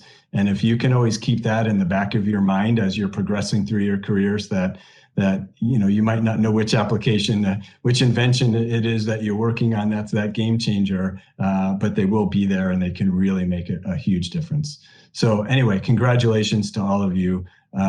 Job really well done. I will also just tell you that as a former examiner, I have seen really, really great inventions, right, that have not received patent protection or even the deserving patent protection they have for either poorly drafted specifications or claims. I've even seen entire applications fail for mistakes that were done in drafting. I'm not saying this to put pressure on you at all, but I am saying it to let you know that this is important, and it's great. It's great that you're taking advantage of this opportunity, as I said a few minutes ago.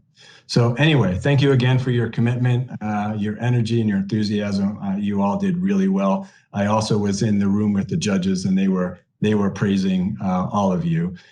So anyway, this year's teams were from absolutely wonderful and respected universities, including those represented by all of you here. So let me just say that we've got York University, Osgood Hall Law School, Northeastern University Law School, University of Nebraska, Santa Clara University School of Law, and Georgia State University School of Law.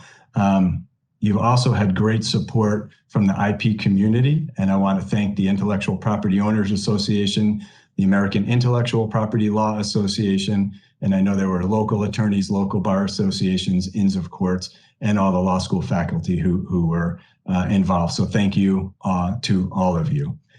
So I hope I sincerely hope that regardless of your ranking of how things end up, that you'll know you did a great job, because you all did, and you'll leave this competition with really strengthened practical patent skills, which I know that you've developed. A special shout out goes to Damien Porcari and the Midwest Regional Office. As you know, Damien is, of course, the director of that office.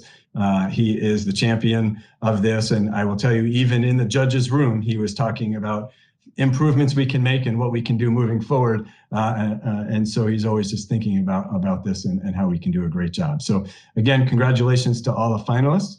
And now I will get to the winners. So I know you're all eager to hear those results. So let me start with the third place winner. So I'm pleased to announce that the third place winner is from the Osgood Hall Law School, Team 24. And I'm going to apologize in advance if I don't do your names right. I don't pronounce your names right. So Claire Montia, Gurbir Singh Sidhu, J. Emily Zubrowski, and coached by Denver Banstra, members of Team 24. Can I ask that you just please say hello? And we do want you to actually say something just so your camera will come on screen and you can be recognized by the audience. Congratulations to you. Thank you so much, Gurbir, LLM IP program. Hi, thank you all so much. This is a great experience. We had a lot of fun. Yeah, thank you so much. Thank you. This was amazing, and we really appreciate it. So thank you. All right, I think that was everybody. So now I'll announce the second place winner. And from the Santa Clara University School of Law, Team 26, Janelle Barbier, Sarah Royer, Bronson Wu, coached by Girish Basarkar. Congratulations. And if members of Team 26, if you can also say hello so that you can be recognized by the audience. Thank you, everyone, for putting this on. We've learned so much through this entire process, and we really appreciate this opportunity. Thank you, everyone. I had a great experience also. It was a really great opportunity for me. And thank you, everyone, for listening in.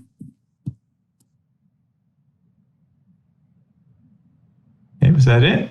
All right, and the winner of the 2022 National Patent Application Drafting Competition is from Georgia State University College of Law, Team 50.